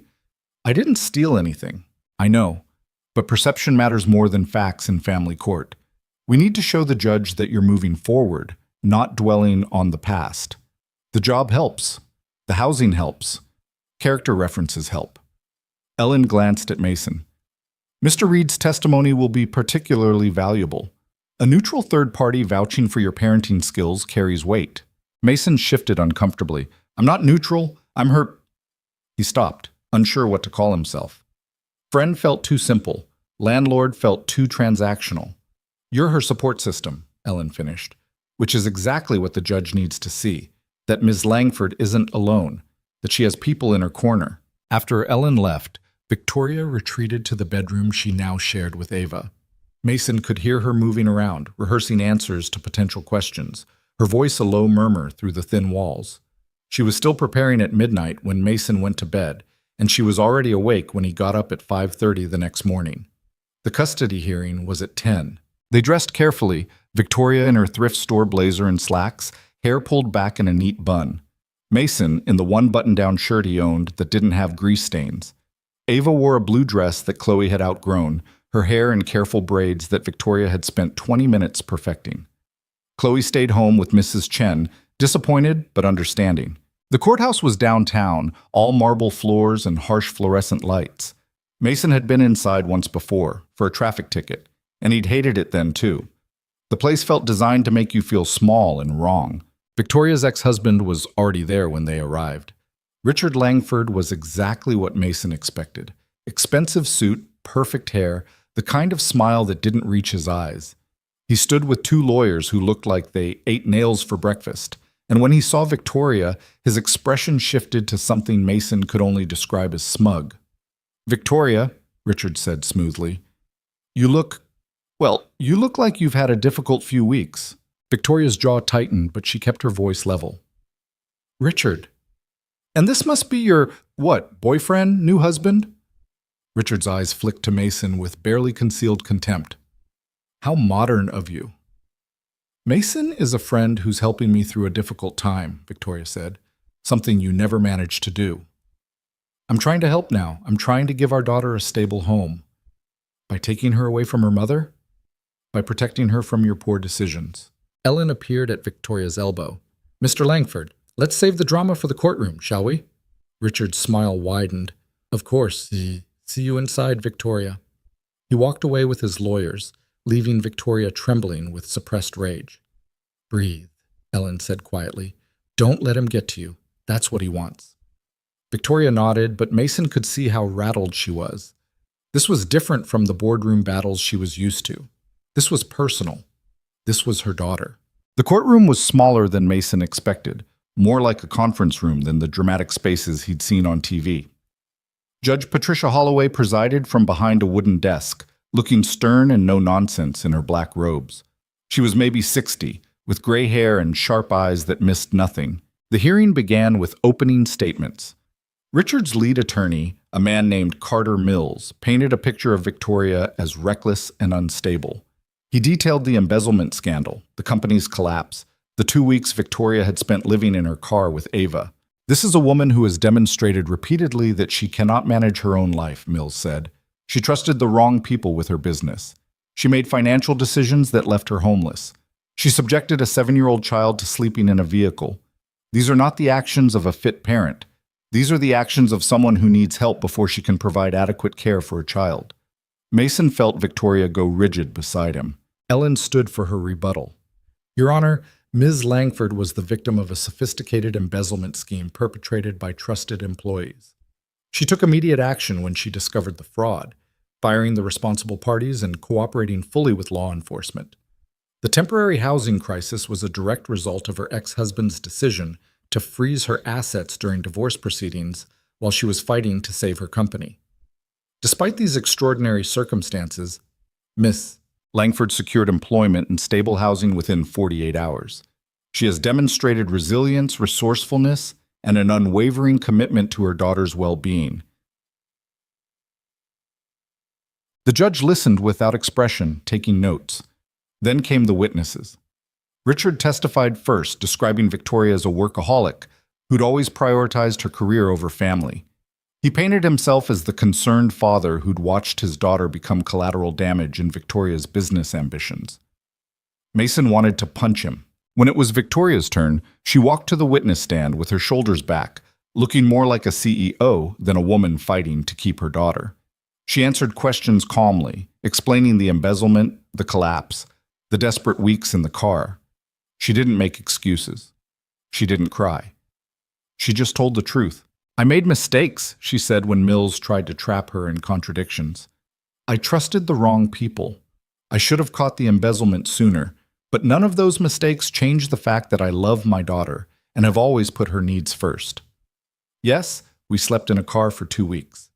It was awful, but I kept her safe. I kept her fed. I kept her in school. And the moment I had an opportunity to improve our situation, I took it. That's not poor judgment. That's survival." Mills smirked. "Survival in the form of moving in with a man you'd known for less than 24 hours? A warehouse worker with barely enough income to support his own child, let alone yours." "Mason Reed offered help when no one else would," Victoria said, her voice steel. "He saw a child who was hungry, and he fed her. He saw a mother who was drowning, and he threw her a lifeline. That's not poor judgment on my part. That's being smart enough to accept kindness when it's offered." The judge's pen scratched across her notepad. Then it was Mason's turn. He'd never testified in court before, and his hands were sweating as he took the stand. Ellen asked him basic questions: how he'd met Victoria, what he'd observed about her parenting, why he'd offered to help. Mason answered honestly. He talked about the hunger in Ava's eyes that first night, the way Victoria had refused charity until her daughter's needs overrode her pride. The countless times he'd watched Victoria put Ava first, making sure she ate before Victoria did, checking on her in the night, working herself to exhaustion to build a better life. "She's a good mother," Mason said firmly. "One of the best I've seen, and I've seen a lot of parents since my daughter started school. Victoria makes mistakes like everyone else, but she loves that little girl with everything she has. That's got to count for something." Mills cross-examined him, trying to suggest that Mason barely knew Victoria, that his testimony was biased, that he had financial incentive to keep Victoria in his apartment collecting rent. Mason met his eyes steadily. "I'm not getting rich off Victoria's rent. I'm doing this because it's the right thing to do. Maybe that's hard for you to understand, but it's the truth." The judge's expression flickered. Was that approval? But she said nothing. The hearing lasted 3 hours. By the end, Mason felt wrung out and exhausted. He couldn't imagine how Victoria felt. Judge Holloway announced she would deliberate and deliver her decision in 1 week. 1 week of waiting to learn if Victoria would keep her daughter. They left the courthouse in silence, the winter sun weak and gray overhead. Victoria's hands were shaking again. She'd held it together through the entire hearing, but now that it was over, the adrenaline was draining away and leaving her hollow. "You did good in there," Mason said quietly. Victoria shook her head. "I don't know. Mills was effective. The stuff about the car, the judge kept writing notes every time he mentioned it. Ellen was effective too. Maybe," Victoria's voice was small, "or maybe I just destroyed my last chance to keep Ava." "Hey!" Mason stopped walking, forcing Victoria to stop too. "Listen to me. You didn't destroy anything. You told the truth. You showed the judge who you really are. That's all anyone can do." Victoria looked at him with eyes that were too bright. What if the truth isn't good enough? Mason didn't have an answer for that. Because sometimes the truth wasn't good enough. Sometimes the world was unfair and the wrong people won, and there was nothing you could do but survive it. But he also knew that Victoria needed hope right now, more than honesty. "Then we'll figure out the next step," he said. "Together. Whatever happens, you're not alone in this." Victoria nodded slowly. Then, without warning, she stepped forward and hugged him, fierce and desperate and grateful all at once. Mason froze for a second, surprised, then hugged her back. "Thank you," she whispered into his shoulder. "For everything. I don't know how I'll ever repay you." "You don't have to repay me. That's not how this works." They stood there on the courthouse steps, two people holding each other up, while the city moved around them and a week of uncertainty stretched ahead like an endless road. The week after the custody hearing felt like living in suspension. Every phone call made Victoria jump. Every email notification sent her reaching for her phone with hands that wouldn't stop shaking. Mason watched her unravel in slow motion, working longer hours at Patterson Shipping, sleeping less, eating almost nothing despite his increasingly frustrated attempts to make her sit down for meals. "You're going to make yourself sick," he said on the third day, finding her in Dave's office at 11 at night, surrounded by spreadsheets and inventory reports. "I'm fine." "You're not fine. You haven't been fine since we left the courthouse." Victoria didn't look up from her laptop. "I need to finish this vendor analysis. Dave wants it by Friday. It's Wednesday night. You have time. I have time to work." Her fingers flew across the keyboard, but Mason noticed she kept hitting the wrong keys, kept having to backspace and retype.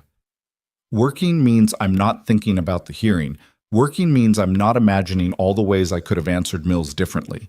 Working means—" Her voice cracked. She stopped typing and pressed her palms against her eyes. "Working means I don't have to face the fact that I might lose my daughter," she whispered.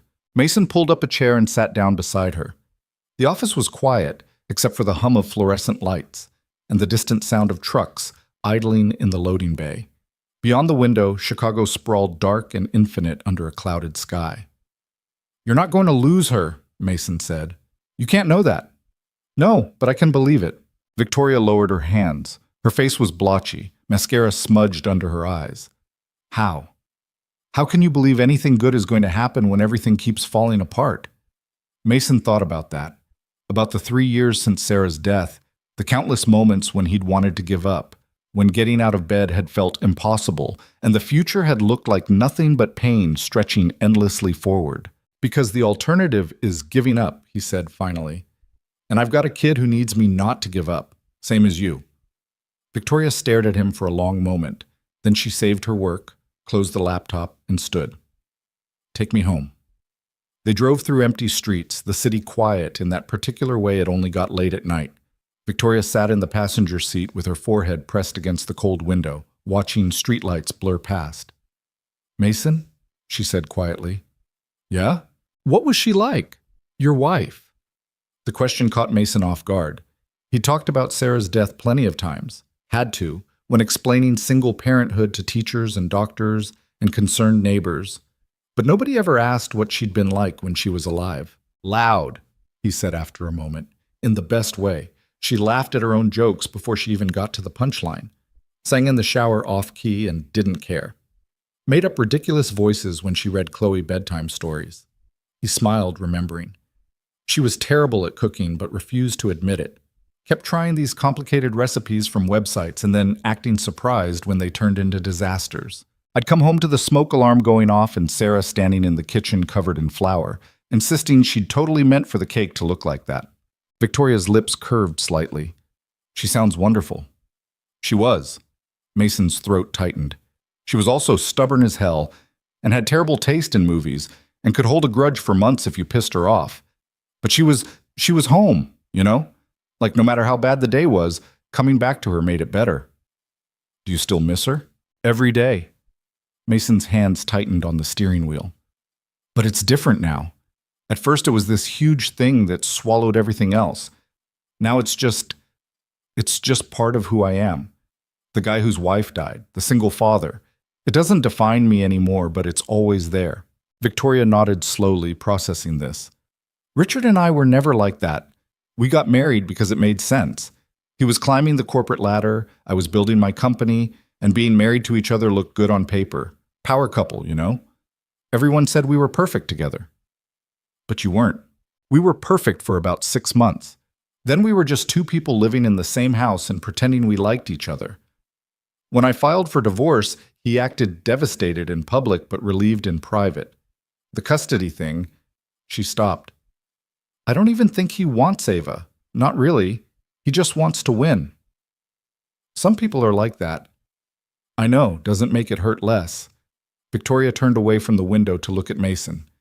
"Can I ask you something?" "Sure." "Why aren't you angry? At the universe? At whatever took your wife away? I keep waiting for you to be bitter about it, but you're just not." Mason considered this. "I was angry, for months.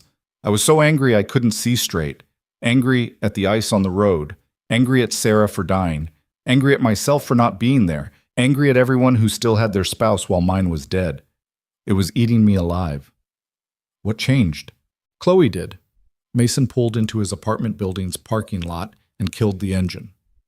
One morning, maybe 4 months after Sarah died, Chloe woke up crying because she'd had a nightmare. And I went to comfort her, and she looked at me and said, "Daddy, are you going to die too?"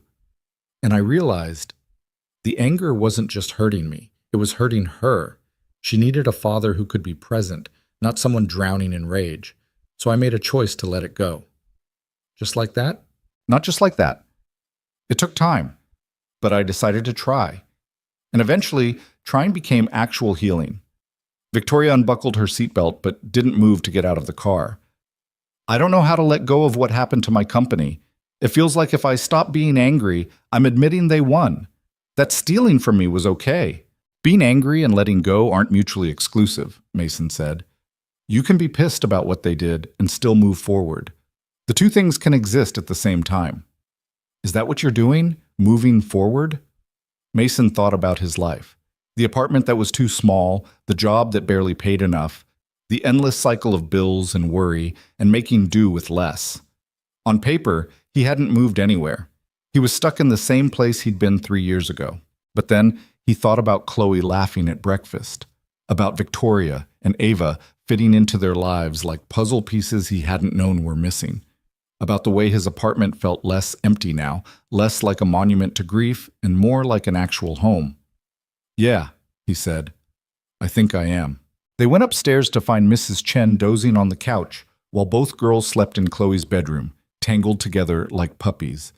Mason paid Mrs. Chen and thanked her. Then he and Victoria stood in the doorway of the bedroom, watching their daughters sleep. "She looks peaceful," Victoria whispered, looking at Ava. "They both do. I keep thinking about what happens if I lose the custody case. Where does she go? To Richard's sterile apartment with his new girlfriend who barely tolerates children? To some custody arrangement where I only see her on weekends?" Victoria's voice was barely audible. "How do I survive that?" Mason didn't have an answer, so he just reached out and squeezed her shoulder, and they stood there in the darkness, two parents trying to hold on to hope while the world waited to see if it would be ripped away. The next morning brought an unexpected development.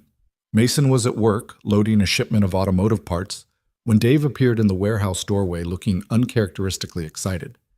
"Reed, get in here!" Mason set down the box he was carrying and jogged over. "What's wrong?" "Nothing's wrong. Everything's right. Get Victoria. Tell her to come to the office now." "She's already there. Has been since 6. "Course she has. Woman's a machine." Dave was practically vibrating with energy. "Just get her. This can't wait." Mason found Victoria exactly where he expected, buried in paperwork, coffee cup empty beside her. She looked up when he entered, eyebrows raised. "Dave wants to see you," Mason said. He seemed, I don't know, excited about something? Victoria's expression immediately shifted to worry. "Did I do something wrong?" He said everything's right. Come on. They found Dave in his office, grinning like someone who'd just won the lottery. He gestured for Victoria to sit down, practically bouncing on his heels. "So I was reviewing the reports you've been putting together," Dave said. "The vendor analysis, the efficiency recommendations, all of it." Victoria nodded cautiously. "Yes? You found $12,000 in savings." $12,000, Victoria, in 3 weeks. "You've identified duplicate payments, negotiated better rates with suppliers, streamlined our ordering process. My accountant looked at your work and said it's the best organized our books have been in 15 years. I'm glad the work is satisfactory." "Satisfactory? It's goddamn miraculous." Dave leaned forward. "Here's the thing. I've been thinking about expanding, opening a second warehouse across town, taking on bigger contracts. But I couldn't do it because the operational side of this place was held together with duct tape and hope. Now, looking at what you've done in 3 weeks, I think I actually could." Victoria blinked. That's wonderful, Dave." "It is. Which is why I want to offer you a full-time position. Operations manager. 40 hours a week, full benefits, $50,000 a year to start." The room went silent. Mason watched Victoria's face cycle through disbelief, hope, and fear in rapid succession. 50,000, she repeated slowly. That's lowballing it, honestly. Someone with your skills could get twice that somewhere else. But it's what I can afford right now, and if the expansion works out, we can revisit in 6 months. What do you say? Victoria's hands were shaking. Dave, that's incredibly generous, but I need to be transparent with you. I don't know if you've looked into my background, but there was a scandal with my previous company. Embezzlement charges, media coverage. If you hire me full-time, that might reflect badly on Patterson Shipping. Dave waved this off. I know who you are. Victoria Langford, former CEO of Langford Technologies. I knew the day Mason brought you in. Victoria's eyes widened. You knew? Lady, you were on the cover of Chicago Business Review 2 years ago. You think I don't read the business section? Dave chuckled. I knew exactly who you were. And I also knew that you got screwed by people you trusted, not the other way around. The way I see it, you're either the unluckiest businesswoman in Chicago or you learned a very expensive lesson about vetting employees. Either way, I'm willing to take the chance. Why? Victoria's voice was barely a whisper. Because in 3 weeks, you've done more for this company than the last 5 people I hired combined. Because you show up early and stay late and give a damn about doing good work. Because Mason vouched for you, and Mason's never steered me wrong. Dave extended his hand. So what do you say? Want to help me build something? Victoria stared at his outstretched hand. Mason could see her mind racing, calculating what this meant. $50,000 a year.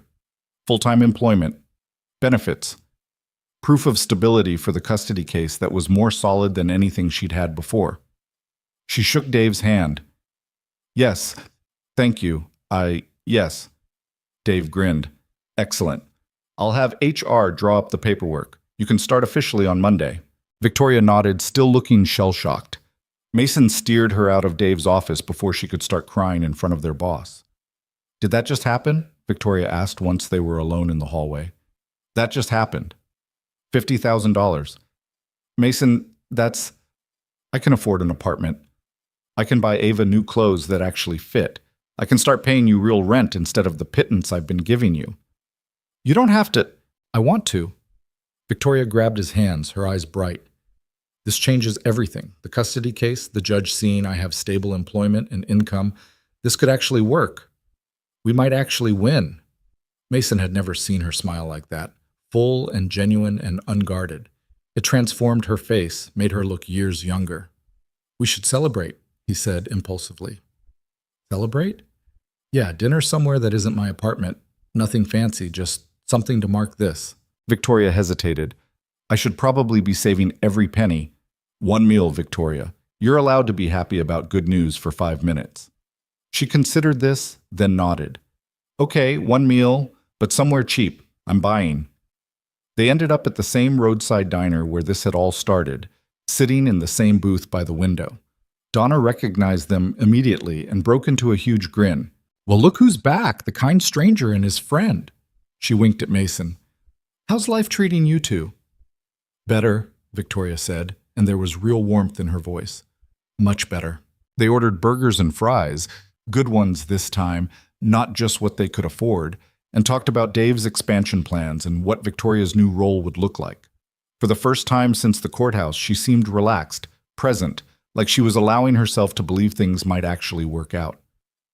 Mason, Victoria said, dragging a fry through ketchup, can I ask you something personal? After everything we've been through, I think we're past the point of worrying about personal. Fair point, she smiled. Do you ever think about dating again? Meeting someone new? The question surprised him. Sometimes. Chloe's asked about it a few times. Whether I'll ever get her a new mom. He paused. I tell her maybe someday, but honestly, I don't know. The idea of starting over with someone, of letting them into our life, it feels complicated. Because of Sarah? Because of everything. The grief, the baggage, the kid who comes with trust issues and questions about why her mom died. That's a lot to ask someone to take on. Mason met Victoria's eyes. What about you? You ever think about trying again after Richard? I think about burning all his belongings and leaving them on his doorstep. Does that count? Mason laughed. That's healthy. I'm a very healthy individual. Victoria's smile faded slightly. Honestly, the idea of trusting someone again, really trusting them, it terrifies me. Richard, my executives, the investors who abandoned me the second things got hard. I'm starting to think I'm terrible at judging character. You trusted me. That was desperation, not judgment. Was it? Mason challenged gently. Or did you recognize that I was offering help without strings attached, and you made the call to accept it? Victoria opened her mouth to argue, then stopped. Maybe. I don't know. The lines are blurry.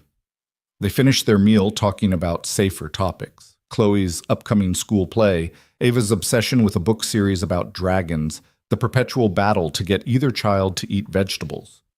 Normal parent conversation, the kind Mason hadn't realized he'd been missing.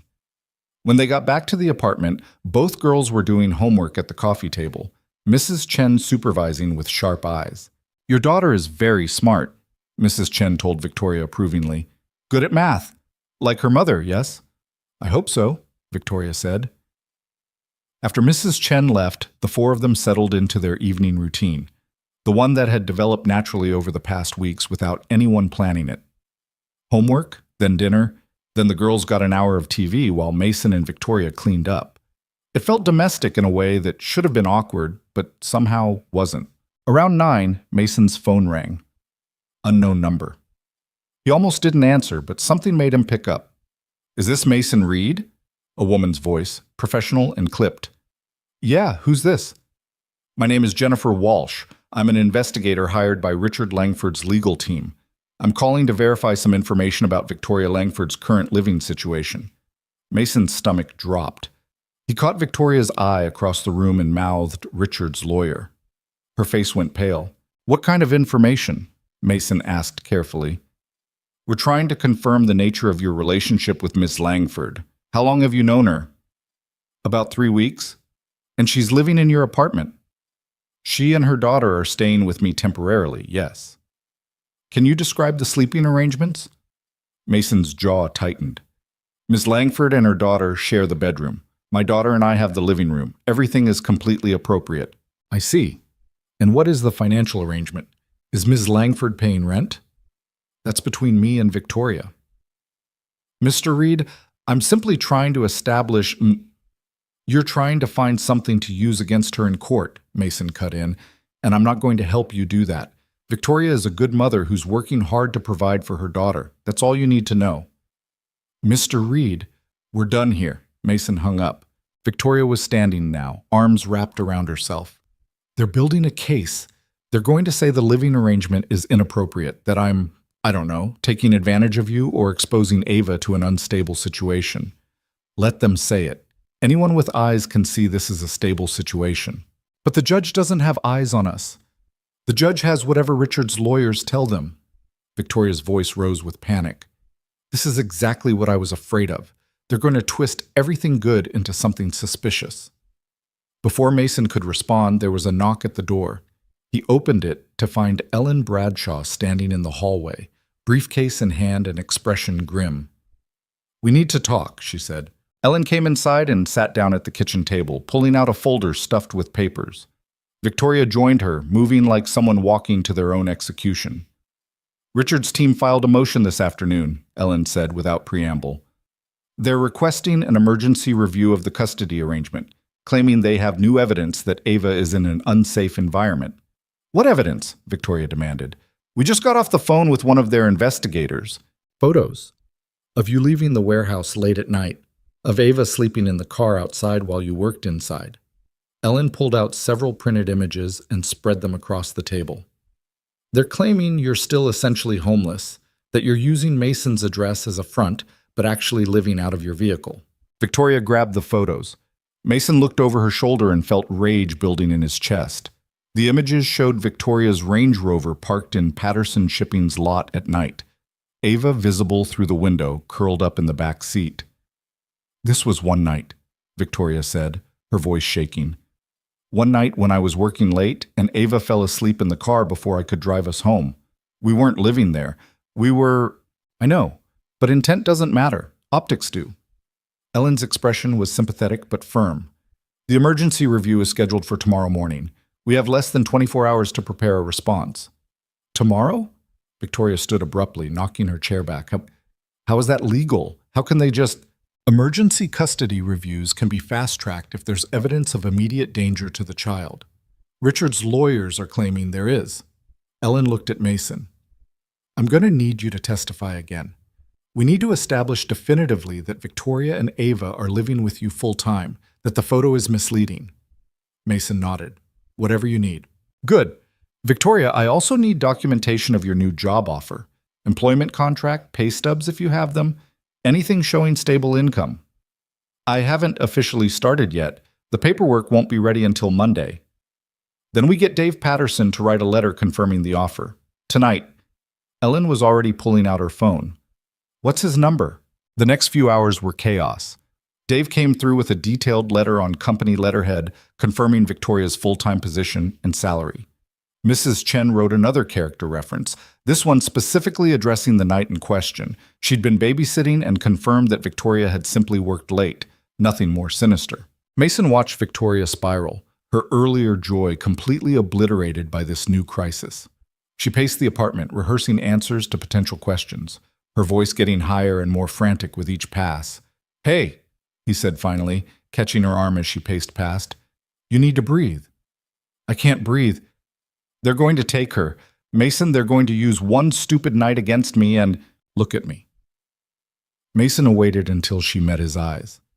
We're going to walk into that courtroom tomorrow, and we're going to tell the truth. That you were working to build a better life for Ava. That you made a judgment call to let her sleep instead of waking her up. That you're a mother doing her best in impossible circumstances. And if the judge can't see that, then the system is broken, not you. Victoria's eyes filled with tears. What if my best isn't good enough? Then we appeal. We keep fighting, but we don't give up before the battle even starts. She nodded, wiping her eyes roughly. Okay, we fight. The emergency review the next morning felt like a trial in miniature. Same courtroom, same judge, but with an urgency that made everything feel sharper. Richard sat with his lawyers looking confident, almost smug. Mills presented the photos like they were evidence of abuse, painting a picture of Victoria as a woman so obsessed with work that she'd rather let her daughter sleep in a car than provide proper care. Ellen countered with Dave's letter, Mrs. Chen's reference, Mason's testimony about the actual living arrangement.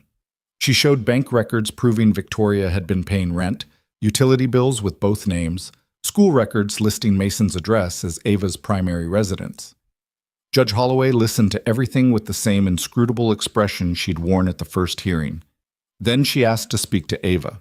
The request sent a shock through the courtroom. Victoria went white. Richard leaned over to whisper frantically with Mills. Your Honor, Ellen said carefully.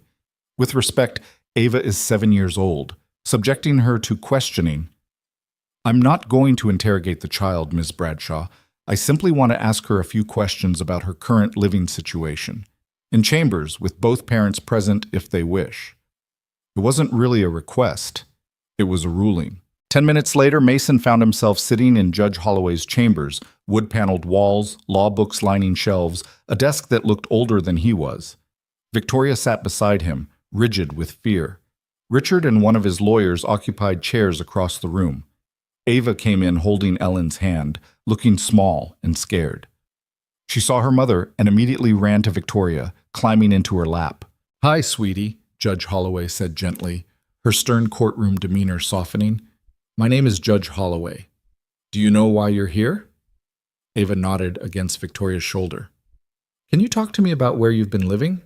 I know this might be confusing, but I just want to understand what's been happening. Ava was quiet for a long moment. Then she lifted her head and said in a small voice, We live with Mr. Mason and Chloe now. And do you like living there? Yes. Chloe's my best friend. We share a room and she lets me have the side by the window. That's nice of her. What about before you lived with Mason and Chloe? Where were you staying? Ava's hand tightened on Victoria's shirt. In Mama's car, but Mama said it was camping. We were camping until we could go home. Did you feel safe when you were camping? Mama always kept me safe. Ava's voice was fierce, protective. She made sure I had food and she told me stories so I wasn't scared of the dark. She said we were having an adventure. Judge Holloway's expression softened further. Your mama sounds like she takes good care of you. She does. She's the best mama.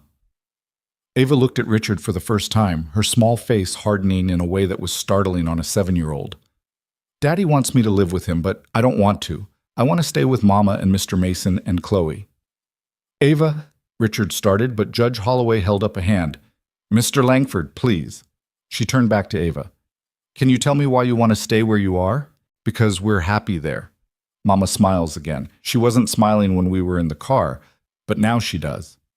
And Mr. Mason makes funny voices when he reads stories, and Chloe taught me how to play this game with cards, and Mrs. Chen makes dumplings on Thursdays. Ava's words came faster, tumbling over each other. And Mama has a job now, so we can get our own place soon, but even if we stay with Mr. Mason forever, that would be okay because he's nice and he doesn't yell and he lets Mama rest when she's tired. Judge Holloway was quiet for a moment, absorbing this. Then she said gently, Thank you, Ava. You've been very helpful. You can go back with Ms. Bradshaw now. After Ava left, the judge looked at both parents. I'll have my decision by end of day. You'll be notified via your attorneys. They filed out of chambers in tense silence. In the hallway, Richard tried to approach Victoria, but she turned away sharply. Don't, she said. Just don't. Mason drove Victoria back to the apartment through heavy traffic, neither of them speaking. What was there to say? The decision was out of their hands now, resting with a judge who held all the power. They picked up both girls from school. Mrs. Chen had taken them that morning and brought them home. Ava seemed quieter than usual, subdued after the morning's ordeal. Chloe tried to cheer her up with increasingly ridiculous jokes, which helped a little. At 4:30, Victoria's phone rang. She looked at the screen, went pale, and answered. This is Victoria Langford. Mason watched her face as she listened, watched hope and fear battle across her expression, watched her close her eyes and press her free hand against her mouth. Thank you, she said finally, her voice barely steady. Thank you so much. She ended the call and looked at Mason. I won, she whispered. The judge ruled in my favor. I keep full custody. For a moment, nobody moved. Then Ava launched herself at Victoria, and Victoria caught her, and both of them were crying and laughing at the same time. Chloe started cheering, and Mason felt something loosen in his chest, tension he'd been carrying for weeks finally releasing. They'd won. Against all odds, against Richard's expensive lawyers and incriminating photos and the weight of scandal, they'd actually won. That night, after the girls had finally crashed from excitement and exhaustion, Mason and Victoria sat on the apartment's small balcony, barely big enough for 2 lawn chairs, drinking cheap beer and watching the city lights. Ellen said the judge cited Ava's testimony as a deciding factor, Victoria said quietly. Said it was clear that despite the temporary housing crisis, I'd maintained a loving, stable relationship with my daughter. That my quick action in securing employment and housing demonstrated good judgment, not instability. I told you it would work out. You did. I didn't believe you. Victoria turned to look at him. I don't know how to thank you, Mason. You gave me my daughter back. That's not something I can ever repay. I didn't do anything except let you use my couch. You did everything. You saw us when we were invisible. You helped when you had no reason to. You stood up in court for someone you barely knew. Her voice caught. You saved us. Mason shook his head. You saved yourself. I just gave you a place to stand while you did it. They sat in comfortable silence, and Mason thought about how strange life was. 3 weeks ago, he'd been a single father going through the motions, working and surviving, but not really living. Now his apartment was full of noise and life, and people who felt like family even though they weren't. What happens now? He asked. Victoria took a long drink of her beer. Now I work. I save money. I find an apartment that Ava and I can afford. I rebuild my life piece by piece. And the company? Langford Technologies? I don't know. The criminal trial against Marcus and the others is still pending. If we win, I might get some of the money back. But even then, I don't know if I want to go back to that life. Being a CEO, dealing with boards and investors and people who only care about quarterly returns. She smiled slightly. Turns out I like working at a warehouse more than I expected. Dave's talking about teaching me to drive the forklifts. Mason laughed. You? On a forklift? I contain multitudes. Victoria's smile faded. But seriously, I think I need something different this time. Something smaller, more manageable. Something where I'm not trying to build an empire. Just a good business that helps people. That sounds healthy. It sounds terrifying, but also right. They finished their beers as the temperature dropped and the city hummed its endless song below them. Tomorrow, Victoria would start her first official day as operations manager. She'd begin the search for an apartment, start rebuilding the life that had been stripped away. The hard work of recovery was just beginning, but tonight, they'd won. And that was enough. 3 months after the custody hearing, Mason stood in the loading bay of Patterson Shipping, watching Victoria negotiate with a supplier over the phone. She was using what he'd come to think of as her CEO voice, calm, professional, absolutely unshakable. And the poor guy on the other end didn't stand a chance. "I understand that's your standard rate," Victoria said, examining a clipboard with one hand while holding her phone with the other. "But we both know you're charging Midwest Logistics 15% less for the same service. So either we get comparable pricing or we take our business to your competitor who's already offered us a better deal." She paused, listening. Mason could hear the tinny sound of the supplier's voice rising in pitch. "Excellent. I'll expect the revised contract by end of day Monday. Thank you for your flexibility." Victoria hung up and made a note on the clipboard. "That's another $800 a month in savings." "You're terrifying," Mason said admiringly. "I prefer effective." Victoria smiled. "But I'll take terrifying." She looked different these days. Still wore the thrift store blazer. It had become something of a lucky charm, but now paired with clothes that actually fit. Hair professionally cut. An expression that had lost most of its haunted quality. She'd put on weight, filled out the hollow spaces that hunger and stress had carved into her face. She looked healthy. She looked happy. She looked like someone who'd survived hell and come out stronger on the other side. "Dave wants to see us both in his office," Victoria said, tucking the clipboard under her arm. "Something about the expansion plans." They found Dave hunched over architectural drawings, scratching his head. "These contractors are trying to rob me blind. 20% markup on labor costs? Do they think I'm stupid?" "Probably," Victoria said cheerfully. "Let me see." She spent the next 15 minutes dismantling the contractor's proposal with surgical precision, pointing out inflated costs and unnecessary expenses. Dave watched with the expression of a man who still couldn't quite believe his luck in hiring her. "You should have been doing this all along," he said when she finished. "Forget operations manager. You should be running your own consulting firm." Victoria paused, something flickering across her face. "Funny you should mention that." Mason looked at her sharply. "Victoria? I was going to wait to tell you both, but..." She took a breath. "I've been thinking about starting something new. Small scale, nothing like Langford Technologies. Just me helping businesses like Patterson Shipping optimize their operations.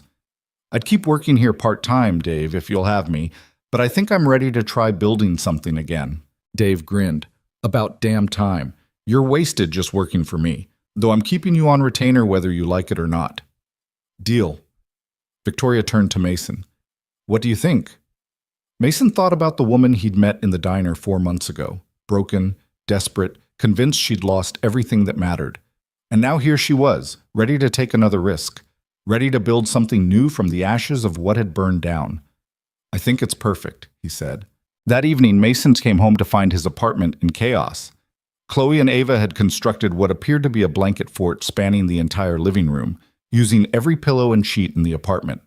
The structure was architecturally questionable but impressive in scope. "We made a castle," Chloe announced proudly, "and you can't come in unless you know the password." "Which is?" "We haven't decided yet. Give us a minute."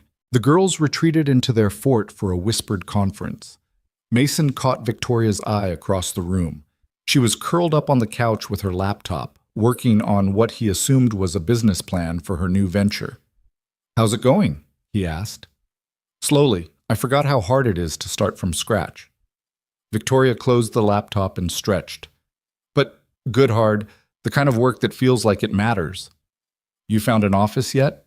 "I'm looking at a space downtown next week. It's tiny, barely bigger than a closet, but it's cheap and it's mine." She smiled. "Well, it will be mine if the landlord accepts my application." Over the past months, Victoria had been saving aggressively, putting away every penny she could toward first and last month's rent on an apartment.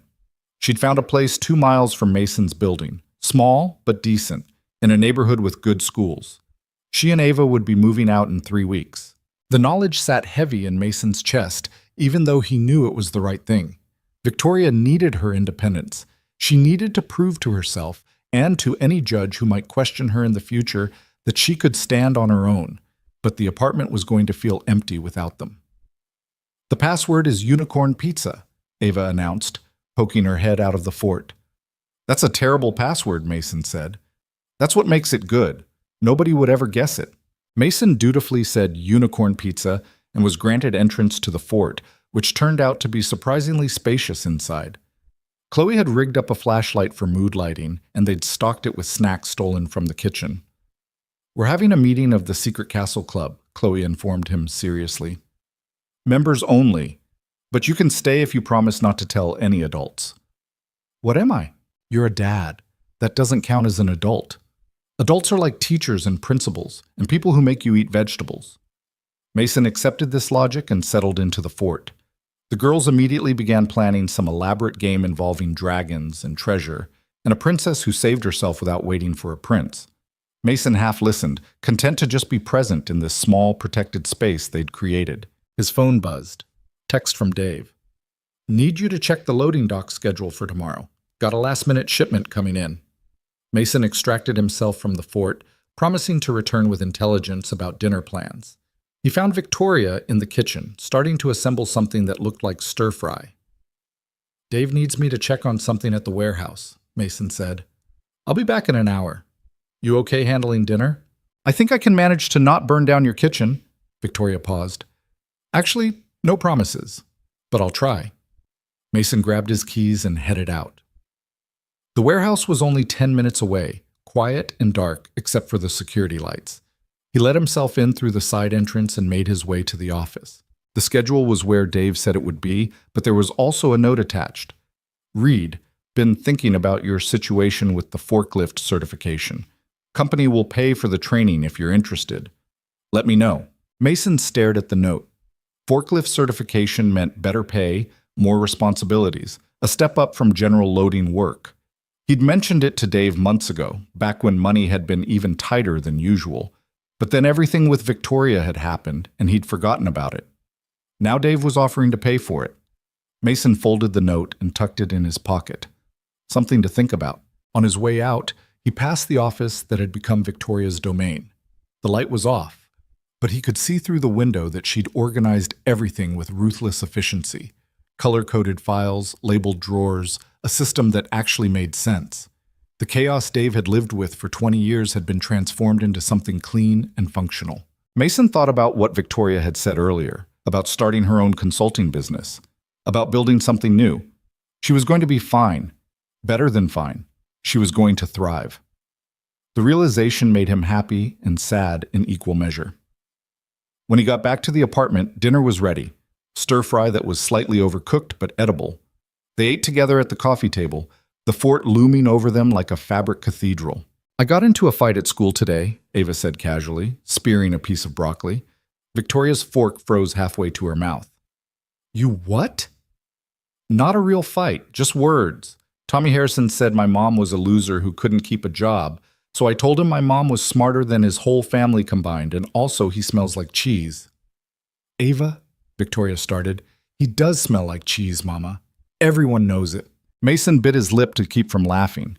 Chloe wasn't as successful and snorted milk through her nose, which set off both girls giggling.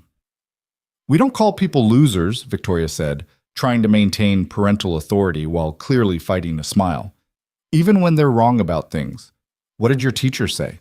"She said Tommy shouldn't spread rumors and I shouldn't comment on people's smell. Then she made us apologize to each other." Ava shrugged. "But I wasn't really sorry. He was mean about you." Victoria's expression softened. "I appreciate you defending me, baby, but you don't have to fight my battles." "But you'd fight mine." "That's different. I'm the mom." "So?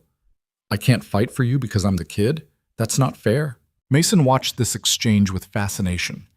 Ava had grown bolder over the past months, more willing to speak up and push back. The scared little girl who'd stared at Chloe's fries in the diner had been replaced by someone confident and fierce. Victoria had done that. Despite everything, the homelessness, The custody battle, the constant stress. She'd raised a daughter who knew her own worth and wasn't afraid to defend the people she loved. "How about this?" Victoria said. "You can fight for me with words, not fists, and try to avoid comments about how people smell. Even when it's true?" "Especially when it's true." After dinner, Mason did dishes while Victoria helped both girls with homework. Through the kitchen window, he could see the Chicago skyline lit up against the dark sky. 4 months ago, he'd looked at that same view and seen nothing but the endless repetition of his life. Work, home, Chloe, repeat. Not bad exactly, but empty of anything that felt like forward momentum. Now everything was different. His apartment was full of life and noise and people who needed him. He had a job opportunity that could mean better pay. He had friends, real friends, not just acquaintances who said hi in passing. He had a family, even if it wasn't the traditional kind. "Mason?" Victoria appeared at his elbow. "Can we talk?" They stepped out onto the balcony, their usual spot for serious conversations.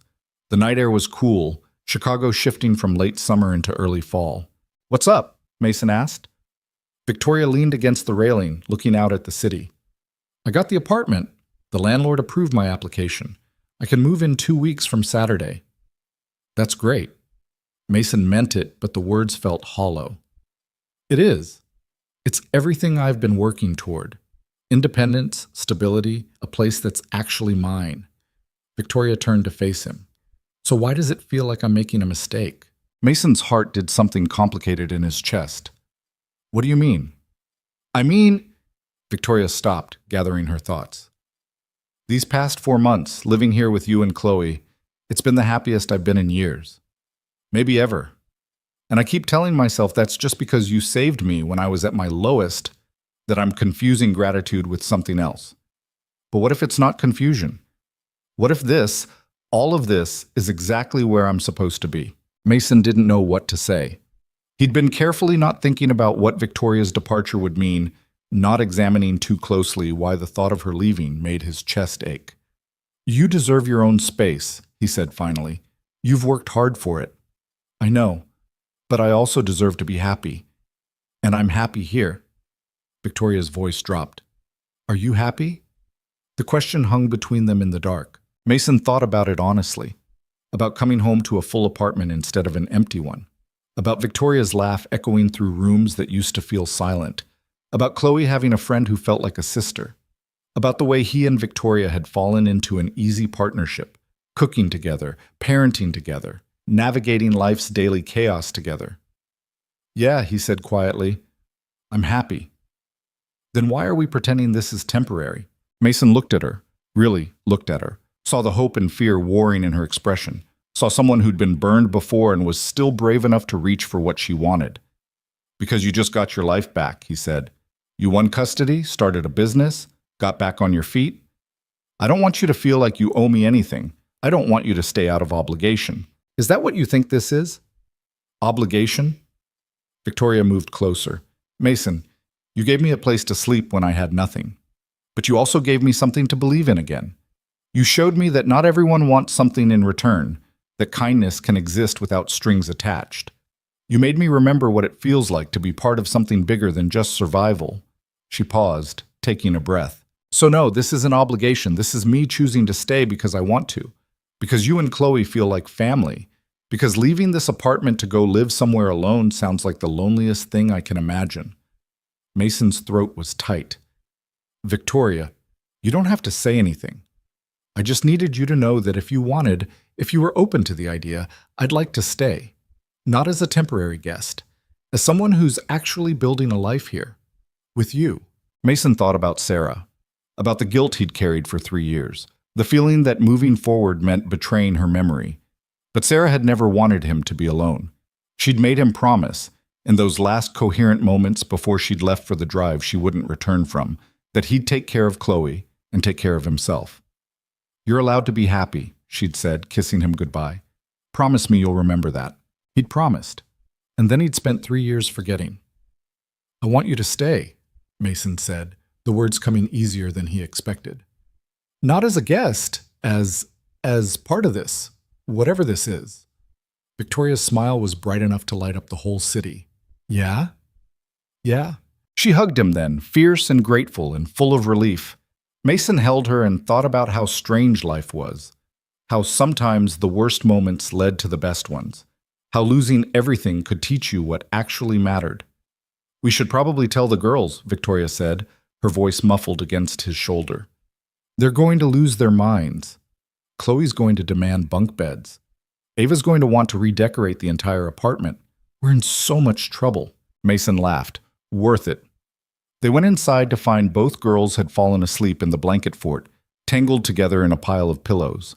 Mason and Victoria stood in the doorway, watching them sleep. "Thank you," Victoria whispered, "for seeing us when we were invisible. Thank you for trusting me enough to stay visible." 2 months later, Mason stood in the parking lot of an abandoned building on Chicago's South Side and tried to see what Victoria saw. "It's a dump," he said honestly. "It's a diamond in the rough," Victoria countered, consulting the notes on her phone. "The structure is solid, the location is good, close to public transit, parking, main roads. And the owner's motivated to sell, which means we can negotiate." "Victoria, we're not buying a building. We barely have savings." "You don't, I do." Victoria turned to face him, eyes bright with the same intensity she'd had when reorganizing Dave's filing system. "Mason, listen. The criminal trial against Marcus and the others finally settled. I'm getting back $4.2 million. Mason's jaw dropped. $4 million. .2. Don't forget the .2. Victoria was practically vibrating with energy. "It's not everything they stole, but it's enough. Enough to buy this building, renovate it, turn it into something that actually helps people." "Turn it into what?" "A community center, with a commercial kitchen, office space for small businesses, meeting rooms. On the ground floor, we open a diner. A real one, not fancy, just good food at prices people can actually afford. Upstairs, we lease office space to people like me who are starting over and need somewhere affordable to work. We hire people who've been down on their luck, give them a chance when nobody else will." Mason stared at her. "You want to build the place that didn't exist when you needed it." Exactly. Victoria grabbed his hands. "I know it's ambitious, I know it's risky, but I also know that if someone had given me a chance 4 months ago, a real chance, not just charity, everything would have been different. I want to be that chance for other people. Why include me in this? It's your money. Because I trust you, because you understand what it means to need help and to give it, because—" Victoria squeezed his hands. "Because we're partners now. In everything." Mason looked at the building again, trying to see past the graffiti and broken windows, trying to imagine it transformed into the vision Victoria described. "Dave's going to kill me if I quit the warehouse," he said. "Who said anything about quitting? I already talked to him. He's willing to invest in the diner as a silent partner if you stay on half-time at Patterson. Says he needs someone to keep me from optimizing his entire life." "You talked to Dave before talking to me?" "I wanted to make sure it was possible before I got your hopes up." Victoria's smile was almost shy. "So? Are you in?" Mason thought about spending the rest of his life loading trucks. It was honest work, good work, nothing to be ashamed of, but it wasn't building something. It wasn't creating change. "I'm in," he said, "but I have one condition." "Name it." "We hired Donna from the roadside diner. She deserves better than that place." Victoria's eyes got bright. "Deal." The renovation took 6 months and every penny of patience Mason possessed. There were permit issues, contractor delays, a memorable week when they discovered asbestos that required complete abatement. Victoria handled most of it with the same ruthless efficiency she brought to everything, but even she had moments of doubt. "What if this doesn't work?" she asked one night, surrounded by paint samples and budget spreadsheets. "What if we sink all this money into a community center nobody needs?" "Then we'll have built something anyway," Mason said. "That counts for something." Chloe and Ava were deeply invested in the project, offering increasingly creative suggestions for the diner's design. Chloe wanted a wall painted like a forest. Ava insisted they needed a dessert menu with at least 12 kinds of pie. Both girls agreed that the booths should be arranged so kids could see out the windows. In the end, the space was beautiful in a way that felt earned rather than bought. Exposed brick walls, salvaged wood tables, windows that let in light without being pretentious about it. The kind of place that said, "You're welcome here," without making you feel like you needed to dress up or watch your language. The diner opened on a cold Saturday in March, almost exactly 1 year after Mason had first seen Victoria standing in Miller's roadside diner. Donna was head chef, managing a kitchen she'd personally designed for maximum efficiency. They'd hired 4 other staff members, all people who'd been passed over elsewhere for various reasons, and were grateful for the chance. The first day was chaos. They ran out of coffee by noon, the register system crashed twice, and one of the new waiters spilled an entire tray of burgers on a customer. But people came. They filled the booths, ordered food, left tips, came back the next day and brought friends.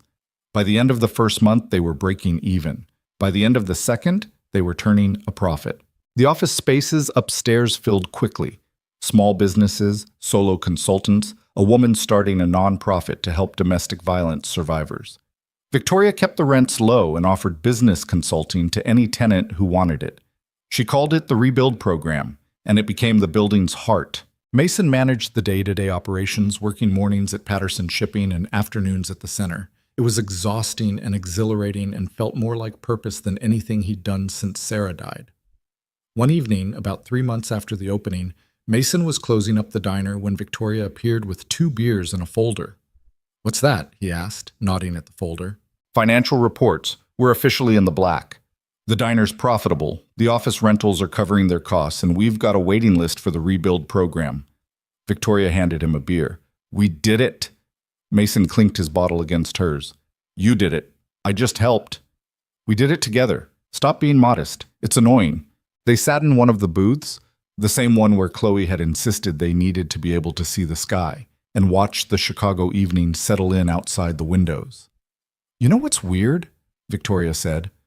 "A year ago, I would have said my company was everything, that without Langford Technologies, I was nothing. But now," she gestured around the diner, "this feels bigger than that ever did, more real. Because it is real. You're not building an empire. You're building something that actually helps people." "We're building something that helps people," Victoria corrected. "You're just as responsible for this as I am." Mason thought about the journey that had brought them here. From a rainy night and a hungry child to this warm space filled with purpose and possibility. He thought about how close they'd both come to giving up, to accepting that their lives were just about survival and nothing more. "Can I tell you something?" he said. "Always. When Sarah died, I thought that was it. The good part of my life was over, and everything after would just be getting through the days until I didn't have to anymore. I wasn't suicidal or anything, just resigned." Victoria reached across the table and took his hand. "But then you and Ava showed up," Mason continued, "and suddenly everything changed. Not all at once, not like some fairy tale, but gradually, day by day, my life started feeling like it was worth living again instead of just enduring. So thank you for letting me help you, for staying, for building this with me." "Thank you for seeing us," Victoria said softly, "for recognizing that we were worth saving." They sat there as the light faded outside and the diner settled into evening quiet. Somewhere upstairs, someone was working late in one of the offices. Down the street, people were heading home from work, living their lives, making their own journeys through whatever darkness they were navigating.